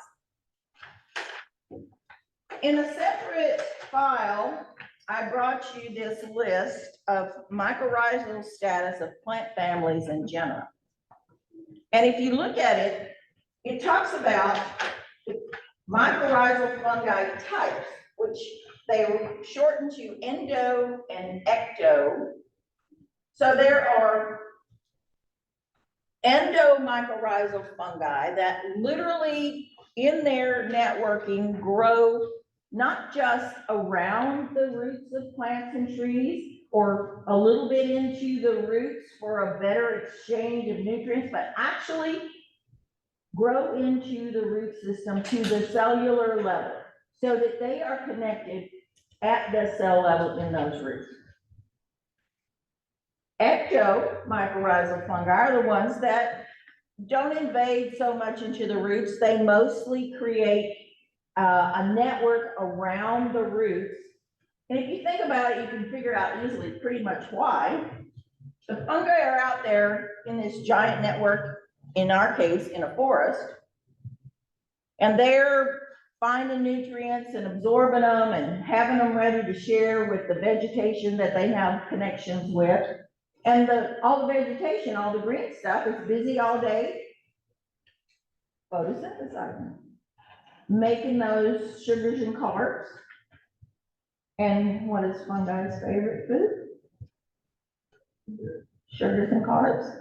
So it's to their advantage to create those relationships so that, there are predatory fungi that literally entice and kill organisms in the soil so they can use their enzymes, more or less liquefy their little dead bodies of things like springtails, absorb those nutrients like nitrogen, and pass it along to the trees, so the tree will give them some carbs that they want. So ecosystem function, ecosystem services, all the good things we get from the environment that we call nature are all about interactions between and among biotic and abiotic elements of the ecosystem. You can't have a tree without soil, you can't have the tree without water, you can't have a tree without the microorganisms in the soil and the sun above and the water. So biotic and abiotic. So here we are. And we're gonna, try to think how we as master naturalists can literally help preserve, protect, and continue the ecosystem services we need. So what can I do? What can I do? Eliminate invasives. Eliminate natives, plant natives. Eliminate invasives, plant natives. What else can I do? Educate our neighbors. Oh my gosh. Most people don't set out to create a dysfunctional part of an environment. It's more about what they don't know. So when you learn something and you take it to heart and you put it into practice in your life, wouldn't it be a good thing to tell people in your circles of influence what you're doing and why? I mean, Mike and Janet go on so many litter audits with me, and one of the things we talk about is you spend 2 hours sorting and counting trash. You're gonna want to talk about that. And when you tell people, I have learned my lesson about littering, and I'm gonna make sure when I see litter, I pick it up, because it has such bad effects on our environment. Maybe you have to tell them a couple of times, or maybe you tell 10 people and only 3 of them really get it, but every person who does get it, isn't that one more person who's helping keep the environment clean and functioning?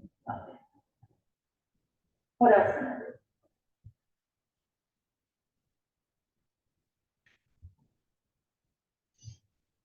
Start with your own little piece of land.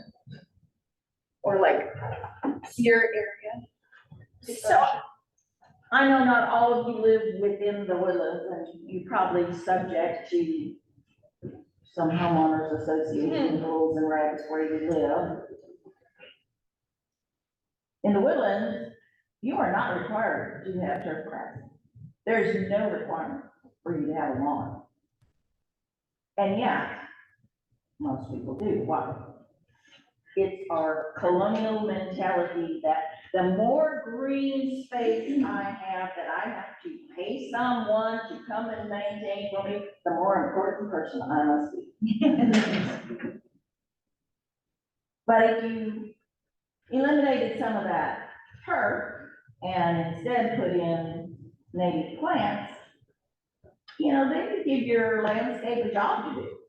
I mean, it can work for the environment. It can be a big help. What is it that Bob Daly always tells us is that turf grass in Texas is like the 4th largest crop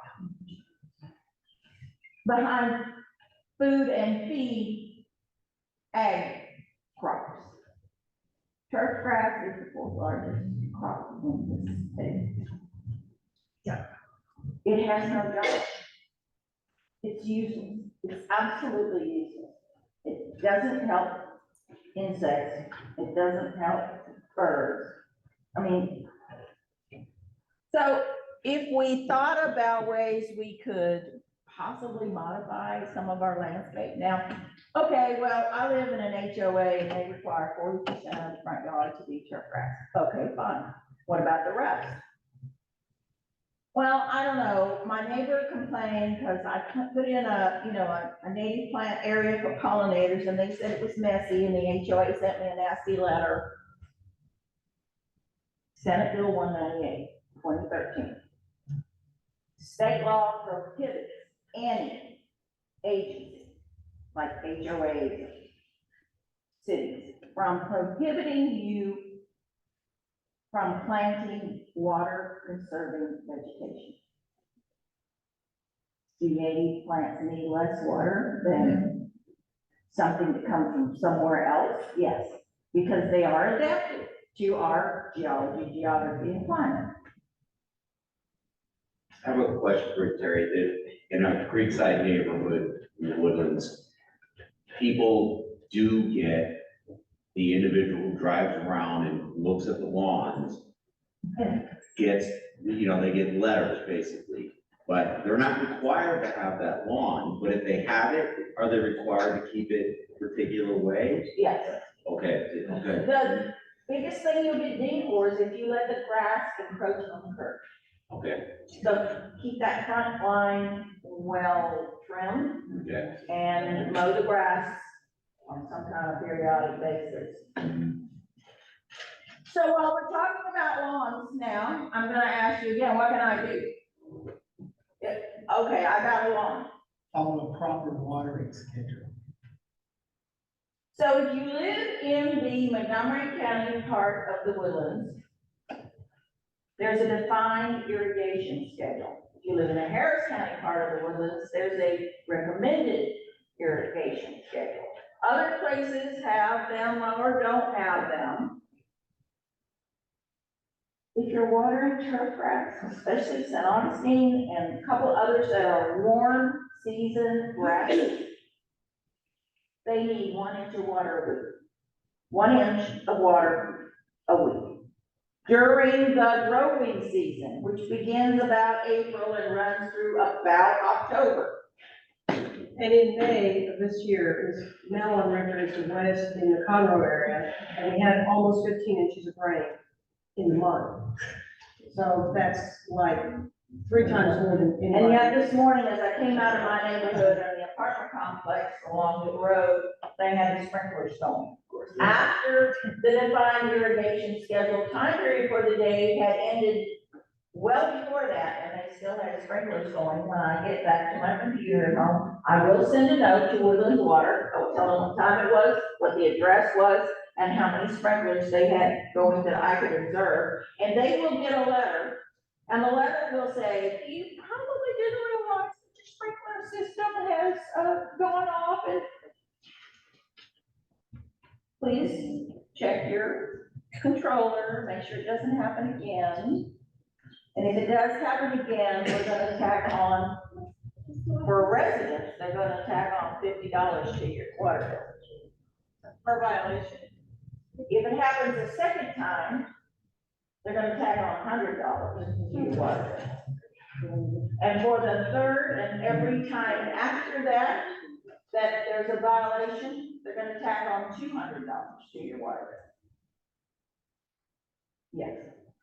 So, personal anecdote, sorry, but my neighbor likes to water at like 4:30 every day, almost every day at least. Last summer he was doing it, and we were in a drought, and I found out we could take a picture and send it in.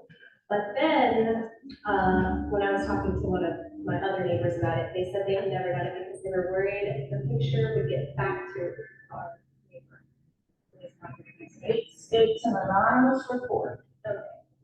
So. You report it to Woodlands Water. It's not like in the photos everywhere. It's an anonymous. If you know, they're not gonna say who reported it. Okay. So beyond watering correctly, what else can I do?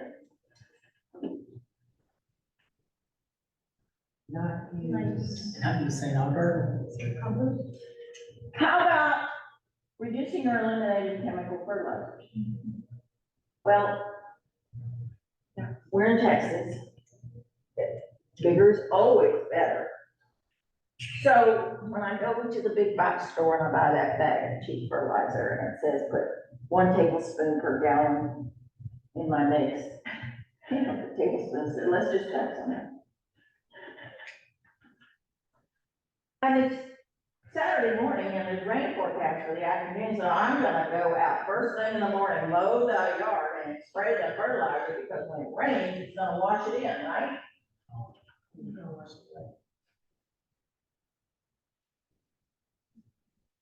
So you might know there are several local volunteer water quality monitors in our area who are monitoring our waterways that are within the township. Okay, I'm here today with the township, so I'm talking about township. Extrapolate to your area as you will. So they check at least one time a month on the condition of the water quality in Bear Branch, Panther Branch, Lake Woodlands, Spring Creek. The problems we have are, every time it rains, we have high bacteria levels. And where's the bacteria from? Dog food. Every time it rains, we have low dissolved oxygen problems. What's that from? Plants getting bigger underwater. Fertilizer. Algae. So it's a combination of a proliferation of vegetation that during the day shoots that VO level up because they're photosynthesizing, and aquatic plants do the same thing as terrestrial plants. While they're photosynthesizing, they're putting excess oxygen out. Trees are putting it into the atmosphere, aquatic plants are putting it into the water. The world is wonderful. But at night, when all those plants cannot photosynthesize, the reason they put that oxygen out there is so at night they can use it. And if there's too many plants, they can use it all up. And then just about the time the sun comes up in the morning, all the fish in the water are belly up dead. There's too many plants because of the nitrogen, phosphorus, potassium that's run off of all of our. The third problem we have consistently in our waterways, is too much nitrogen, too much phosphorus, too much ammonia, too much, no, there's another one. I'll think of it in a minute. And in Panther Branch, in Upper Panther Branch, in the part of Panther Branch that runs from Old Conroe Road to the dam that makes Lake Woodlands, we're now listed as chronic toxic chemical for cadmium. Okay, where does cadmium come from? We talked about this back in April. Anybody remember? Cement. Cement manufacturer is one. Are there many cement places in that, along that line? No. I haven't found any. What else? Plastic manufacturer.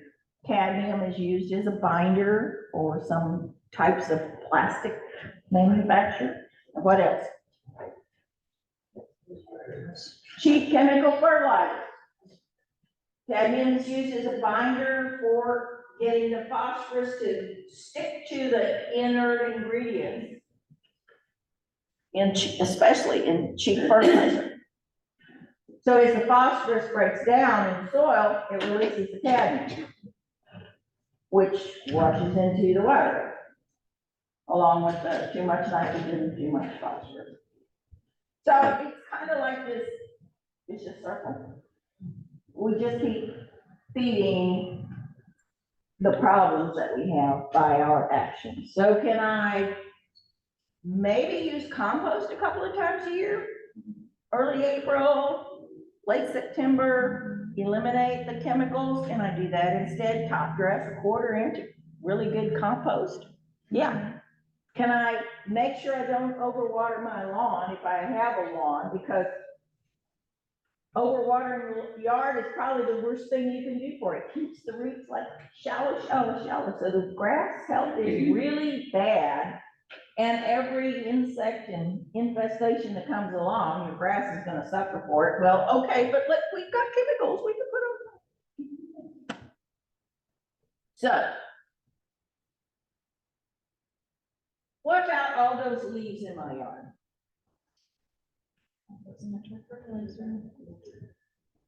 If I don't like the look of them on my yard, I could do a couple of things. I can literally mow over them with my mulching mower when I'm cutting the grass.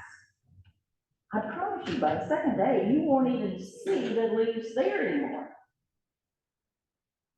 Or if I want to rake them up, I could rake them up and use it as mulch in my flower beds.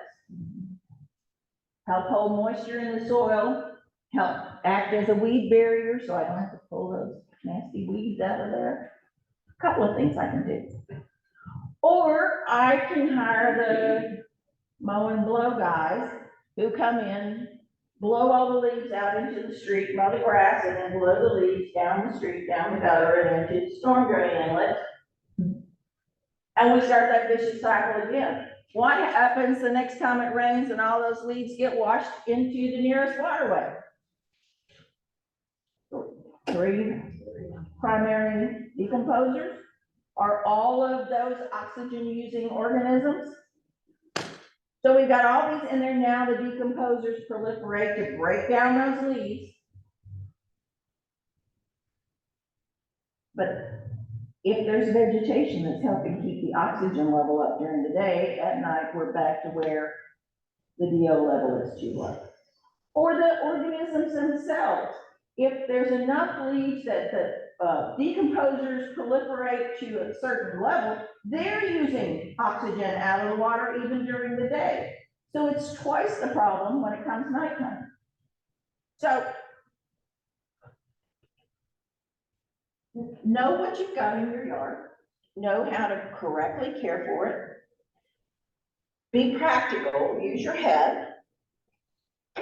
Native plants kind of take care of themselves. So reduce or eliminate chemicals on your yard. Use the leaves, because you know what?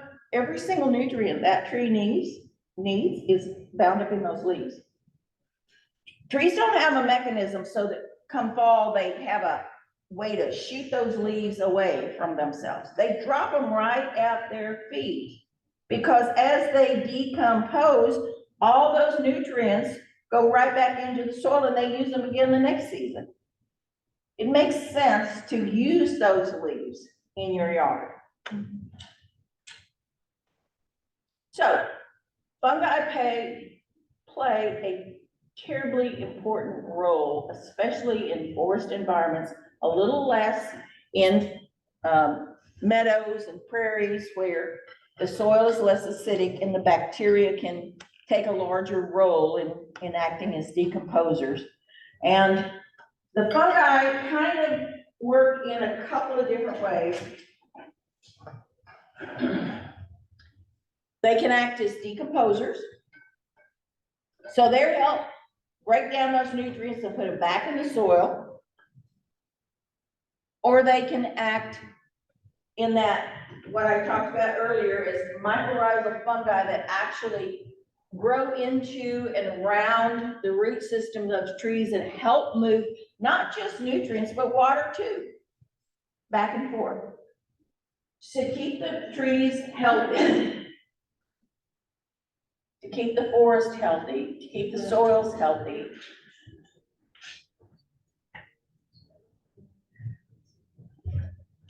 I could show you a zillion things in the way of, here's this mushroom, here's that mushroom.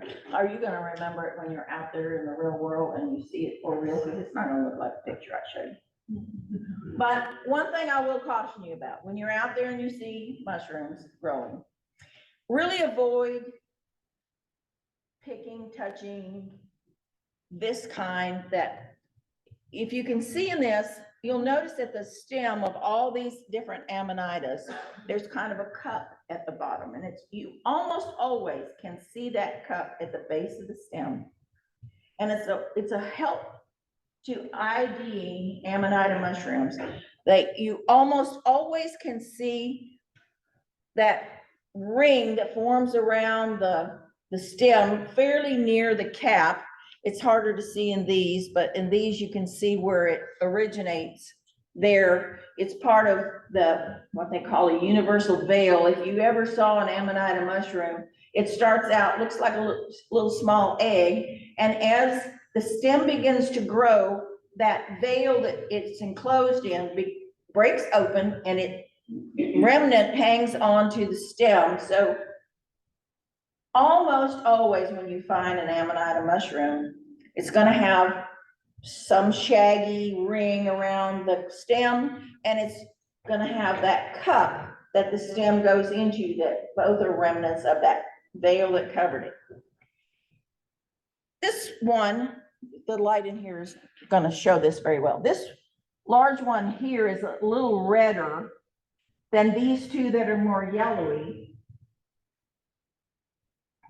There are those who say the red one is edible. You know, when you see it out there in the real world, these yellowy orangey ones may not look that different. And these, they kind of like destroy your liver and you die, and it's a liver transplant. The white ones are the most poisonous mushroom in the world. So I kind of avoid touching, handling, and certainly not eating anything that resembles an Amanita mushroom. I mean, just saying. There are a few that are really easy to ID, but they're variable too. Depends on what the soils are where you find them, or what the ecosystem they're in. So I will never talk to you with a bunch of photos and say this is an edible mushroom. It's not gonna happen. You're not gonna hear that from me. If we go out on a mushroom walk and we find something and I can show you those features and you can see how it looks, I might say, this is who said they found chanterelles? If you're certain it's a chanterelle, although there are lookalikes, but if you're certain it's a chanterelle, it doesn't matter what the color is. You can eat it and it's gonna be good. But there are lookalikes. You'd have to really know the key characteristics of a chanterelle. So there are poisonous mushrooms and there are toxic mushrooms. The poisonous ones literally can kill you, and in a relatively short time. You may not get sick today or tomorrow. It might be a few days before you start feeling bad. It could be a week or two before you really feel sick, by which time your liver is probably destroyed to the point where it's either a liver transplant or death. There have been some European doctors who have made some remarkable strides using, believe it or not, they distilled down an injectable form of milk thistle. And they've had some success. I remember when they first started talking about it, that there was an entire family who picked mushrooms and inadvertently included an Amanita. They all ate the mushrooms. The youngest child, even with the treatment, did not survive, but the rest of the family did. Don't assume you can look at a mushroom and tell it's edible. Now, please do not do that. If you're not with someone that you know for a fact can correctly ID the mushrooms, don't even, just say. So,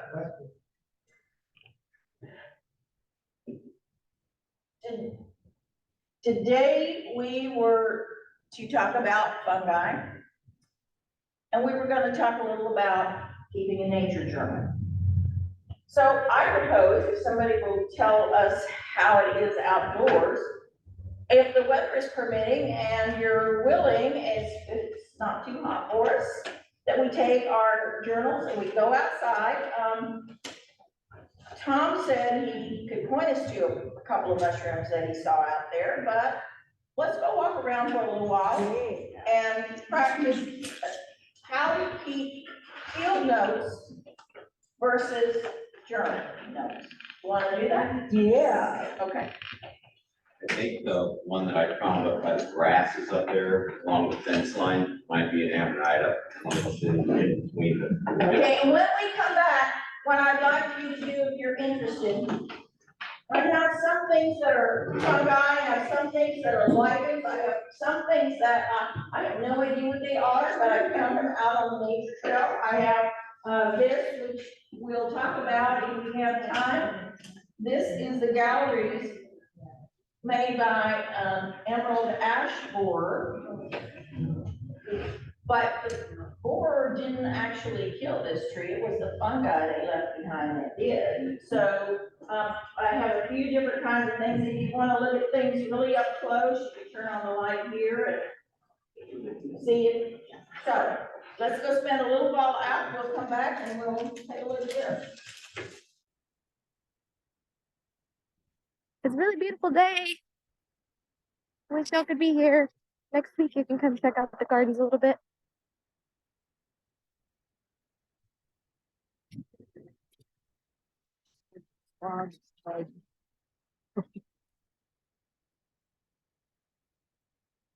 You are going through the bog garden.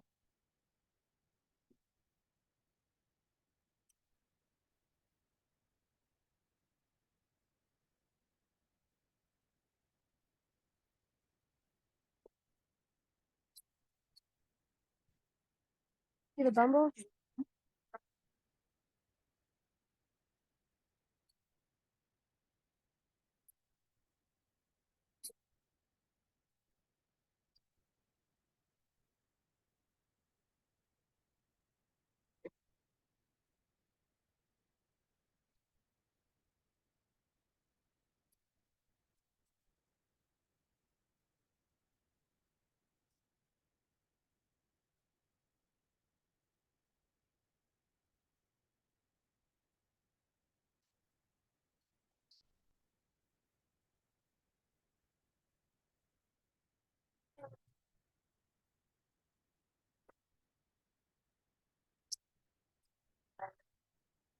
Very fragile little thing. Yeah, so Tiny little thing in there.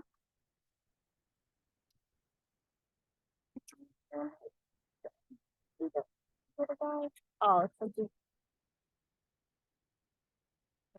It'll be gone by the end of the day. And did you identify it? I think it's probably leucoprinus. What?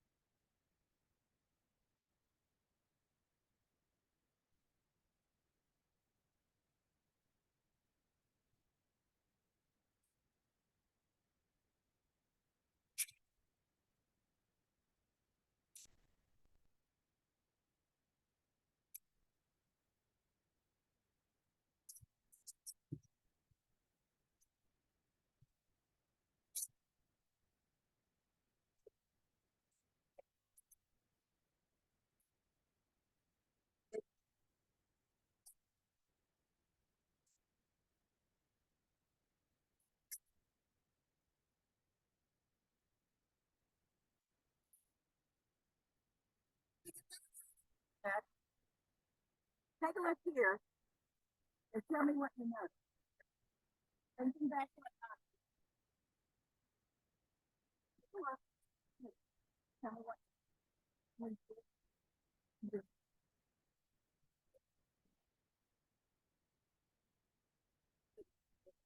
In this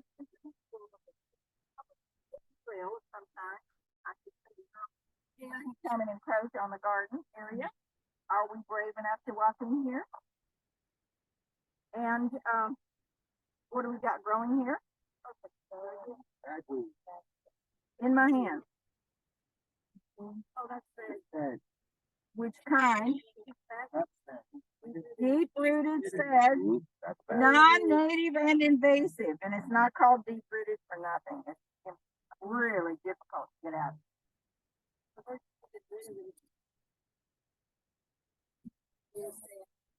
And if you don't want to do that, but your next step of diligence and stop this all off, put it in the trash bag and throw it away. So, look at this. Yes, I like it. All right, guys. So, here's what I want to say to you. Normally,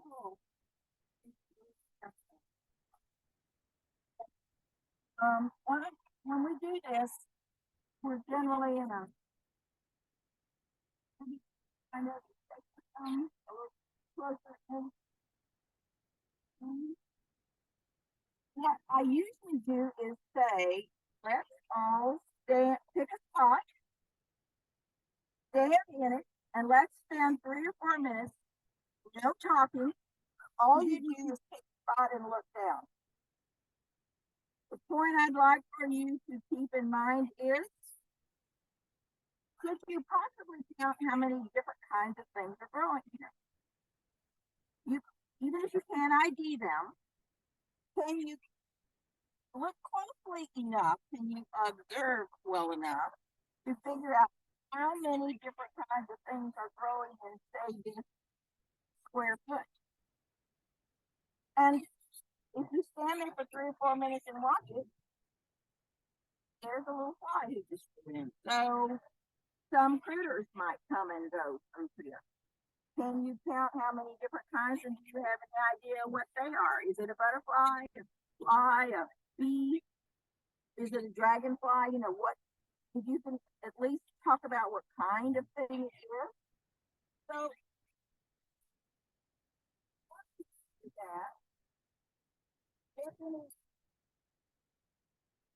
find a spot and let's spend 2 or 3 minutes.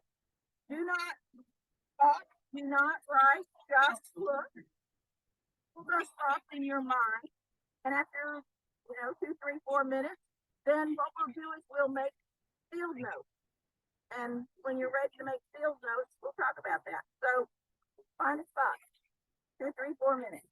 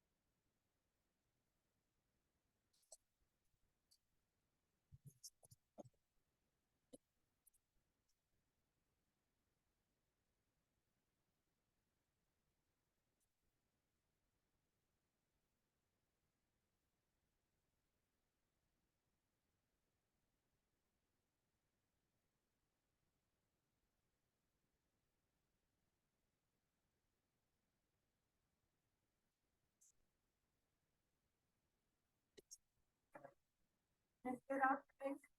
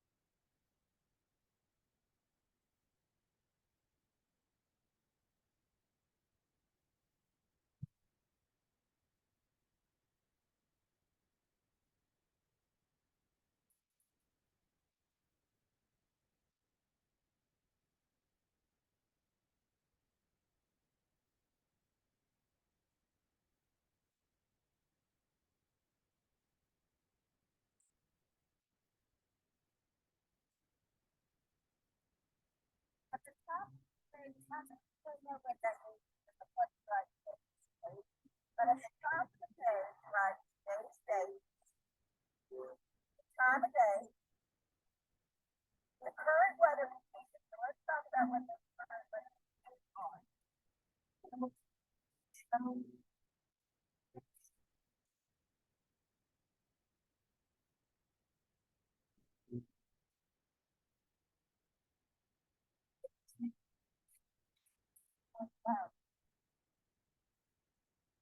If and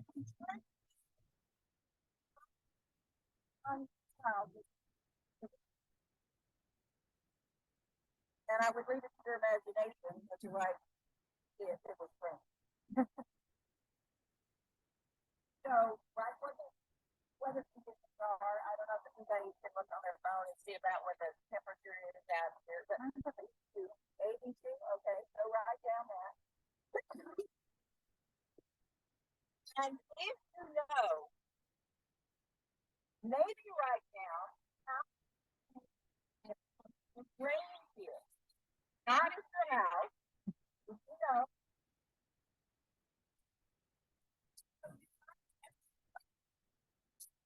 Look at like one of the weather stations on a bridge or something. Find out how many days of rain.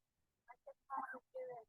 Storm here Thursday night. Okay, so we've only done one full day since the last rain. It actually rained yesterday. Oh, really? Yeah. Well, it's been returning. So it's only been like 12 hours outside. Or 24.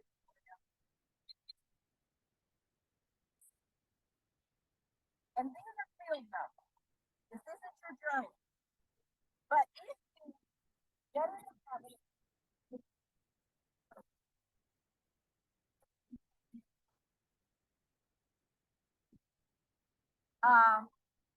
but what will happen is over time, month after month, year after year, you go out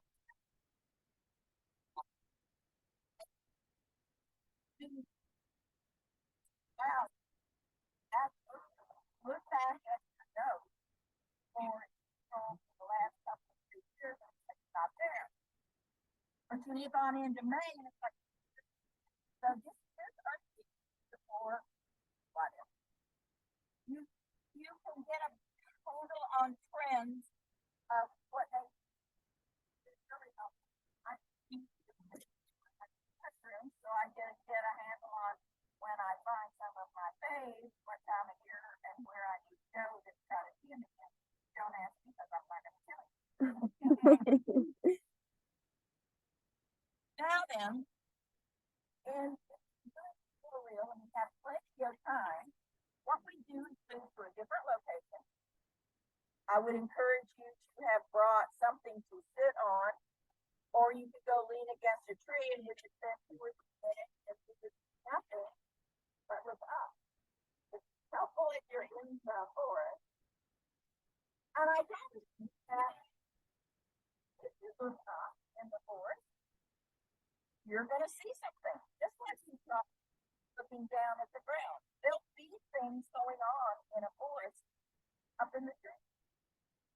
Then we moved at another location and in one place, close our eyes, and spend 3 to 5 minutes nothing but listening. So if you close your eyes right now, and we're all quiet.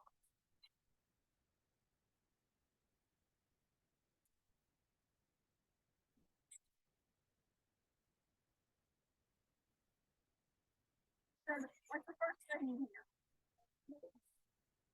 It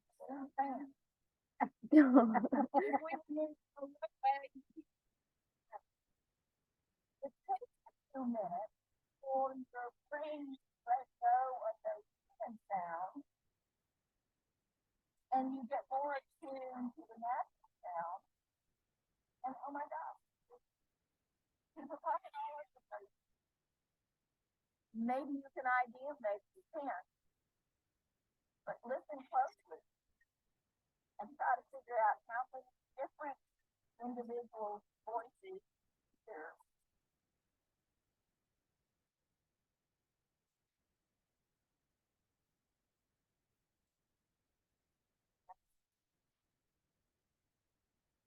How many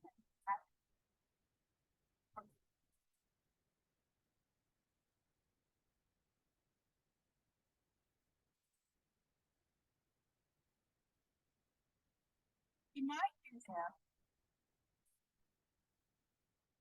It's going on. And also know all these different types of sounds like this. Mind.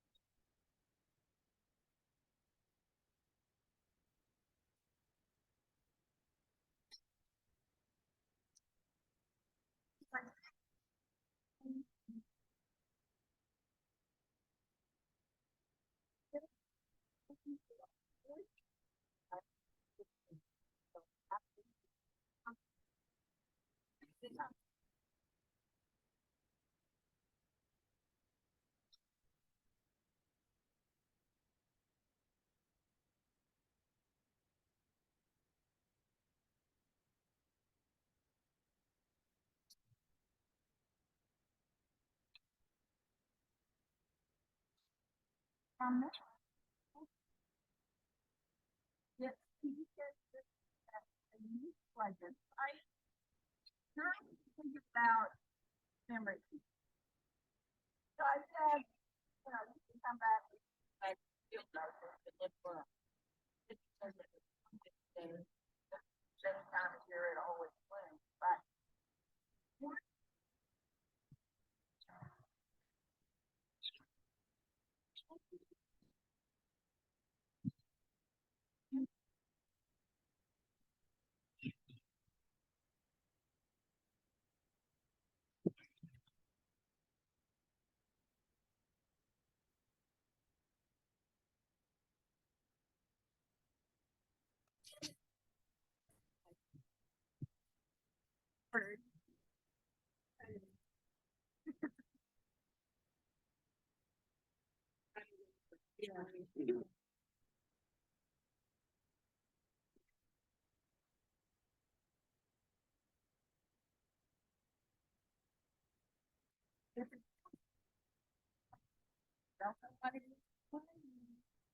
I'm very fortunate enough to make the kind of notes about it.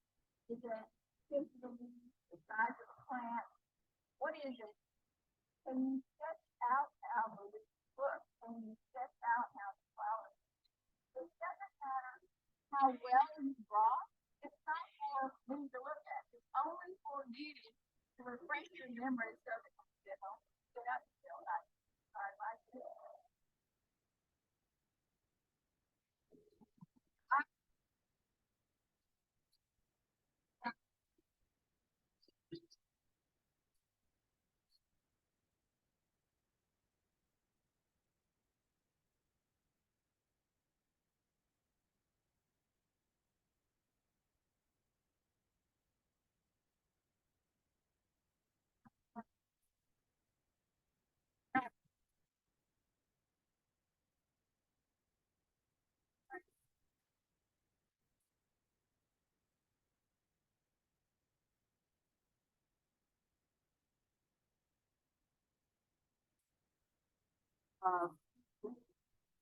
What's that?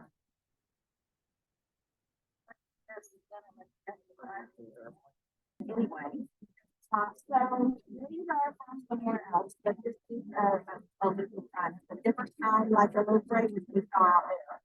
So they were brought in some part of this. So there you go. No comment.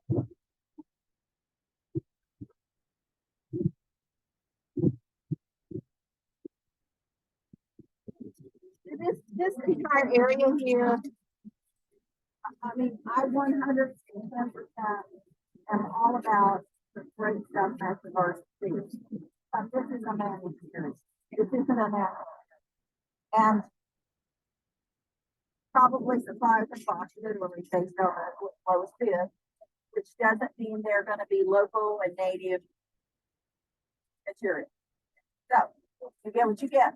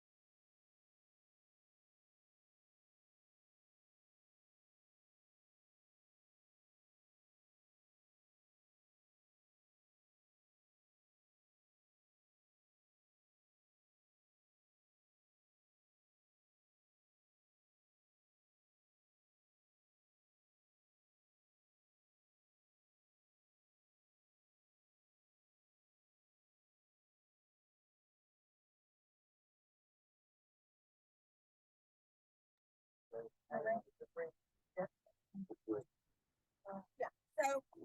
So when you have turf grass and you get that ring that some people call a fairy ring, what that the way a mushroom body, the way a fungal body grows is out in more or less a circular manner. So that mycelium, which is the fungal body entire, is growing its hyphae, the little root-like structures that it grows out. That's how big it is, and a mushroom at the tips of the hyphae is their only action. And so that's where, if, as I say, all the stars align and the soil temperature and the moisture level of the soil are right, it puts up a fruit. So if you walk into a forest and you see, let's say, chanterelles, and you notice there's kind of a little line of these chanterelles, if you could lift yourself high enough into the air, you might be able to look down and see that it's actually a gigantic circle, because that's that particular mycelium, but you're only seeing a little segment of it. So those up on your lawn, by the second day, usually, if you look at the gills on the bottom of the cap, they begin to look a little greeny brown. They're lepiota. Lepiota are our only native mushroom that has that particular configuration of cap and green spores. If you want to know what colors are, what spores are microscopic, you can't see them. But if you take the cap, even these little ones, if you take the cap, cut the stem off very near, put it on a piece of paper. I usually start with white, although sometimes white spores are hard to see on white paper. set a cup or bowl upside down over it, leave it for a number of hours overnight is really a good idea. The next day, when you take that cover off and very carefully get on mass, those spores can be identified as color. If there's enough of them, you can see what color they are. And that's one of the key ways to identify mushrooms. A bunch of other things too, but spore color is always really important. And a lot of, pardon use of the word, amateur people who are trying to ID mushrooms fail to determine what color to use. That's when sometimes mistakes. So, these are interesting guys. They're more of the same that we've been seeing. They're in grass out here that is not native grass. That is foreign mulch that gets put down here in the form of some kind of compost or more in that same bigger family that we've been seeing over there. They're absolutely adorable. They're beautiful little guys. I mean, there's a big common name that they're parasol mushrooms. So guys, if you took this list of monarch pollinator plants and you find those families on this list that tells you about their mycorrhizal connections, everything on this list has a mycorrhizal connection. What that tells you is, quit using chemicals on your yard. You don't overwater. You let nature take its course with drop leaves and other yard ways and other yard things. So that your soil is as healthy as it can be. You're going to have more of the mycorrhizal fungi in your soil, and it helps you grow plants at that job, and then do it so much better. So, just saying. I have one more set of these. Looks like there's part of the set there. If anybody didn't get one and wants one. I didn't get one.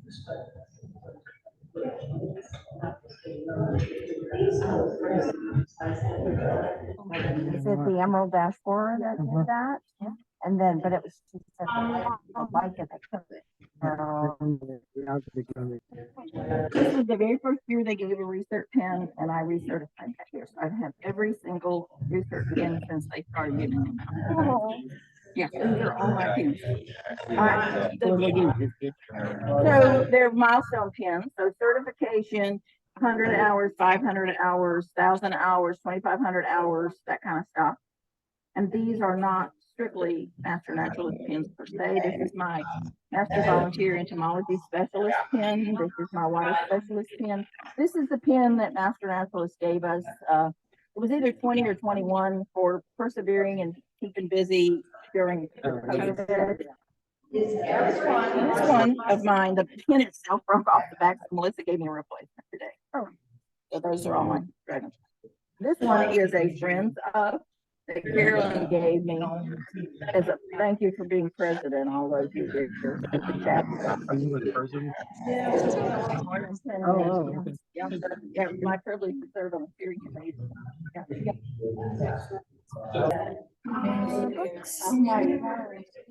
Wow. If we stood here for about 1.5 million years, we would be able to see the rock where the lichen has broken it down. Wow.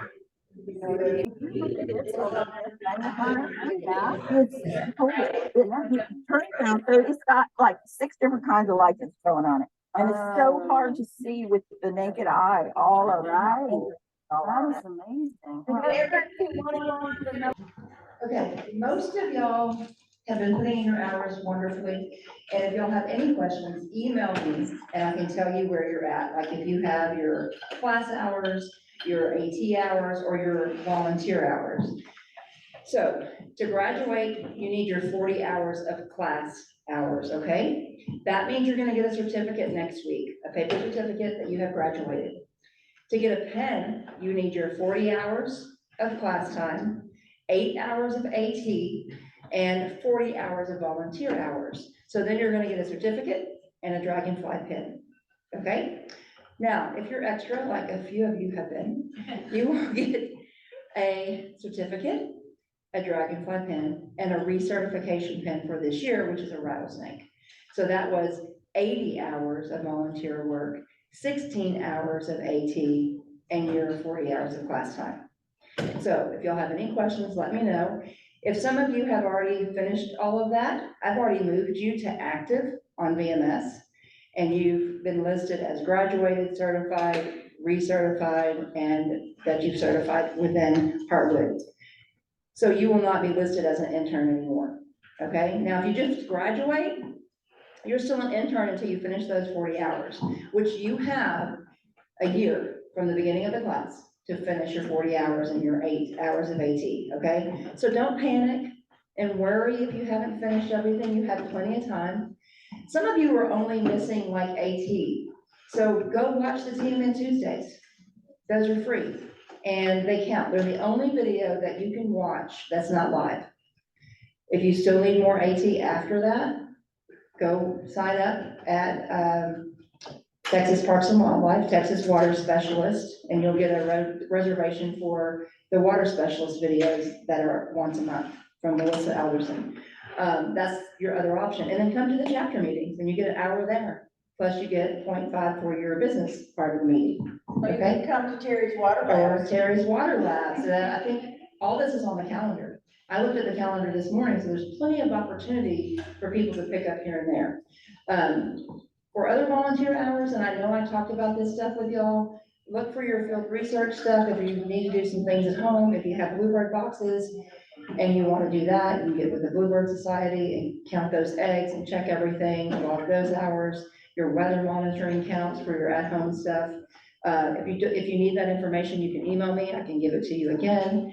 Those are easy ways to get your hours, but we do want you to go out in the public and do things.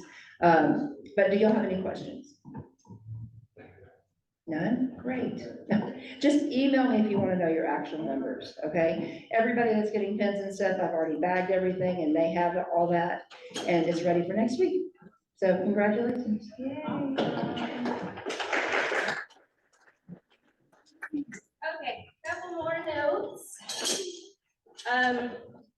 I talked to Lisa Houston, the president, about our chapter meeting on the 12th. And she said we have Olenka Cardenas from Bayou City Waterkeeper.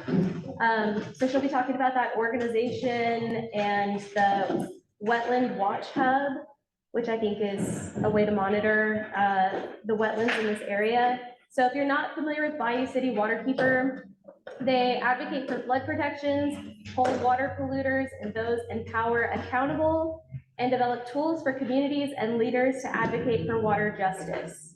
So they're a super great organization in this area. And I think the presentation will be a really great way to learn about how to get involved if you're interested in water and wetland issues in this area. And also just to learn, I know we had a lot of questions during those classes, so a great way to learn more. What else do I have? I have the graduation class the ceremony will be broadcast on Zoom, but we will not do the projects on Zoom. I don't think we're gonna do a walkthrough of the projects. So anyone planning to tune in on Zoom, you can request that your name be called. So if you can't make it for some reason, but you still want to be included, we can Zoom you in and include you that way. But you cannot get those extra hours from watching the presentations. So we're going to do an extra 30 minutes if anyone wants it from just observing the presentation. You can't get that through Zoom. So hopefully that's clear. And then to go over again what we're expecting with projects, we are setting up tables. And the idea is that anyone in a project group can come and set up a trifold or Maybe they have some pamphlets to give out, maybe they have displays, like if you're doing native plants or birds or something, you want to bring some actual like physical objects. You set up your outreach table, and then we would like someone to stay there the whole time. You can switch out, so one person can go look at projects but you always want to keep someone there. So there's not really a presentation part of it, other than what you will say to the general public, which in this case will be us and the other members of the chapter and your friends and family. So does anyone have any questions about that with projects? And please make sure to fill out the survey so we know how many projects to expect.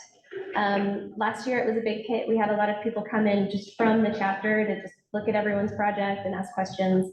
And it's a great way to create more material for future outreach for the Heartwood chapter.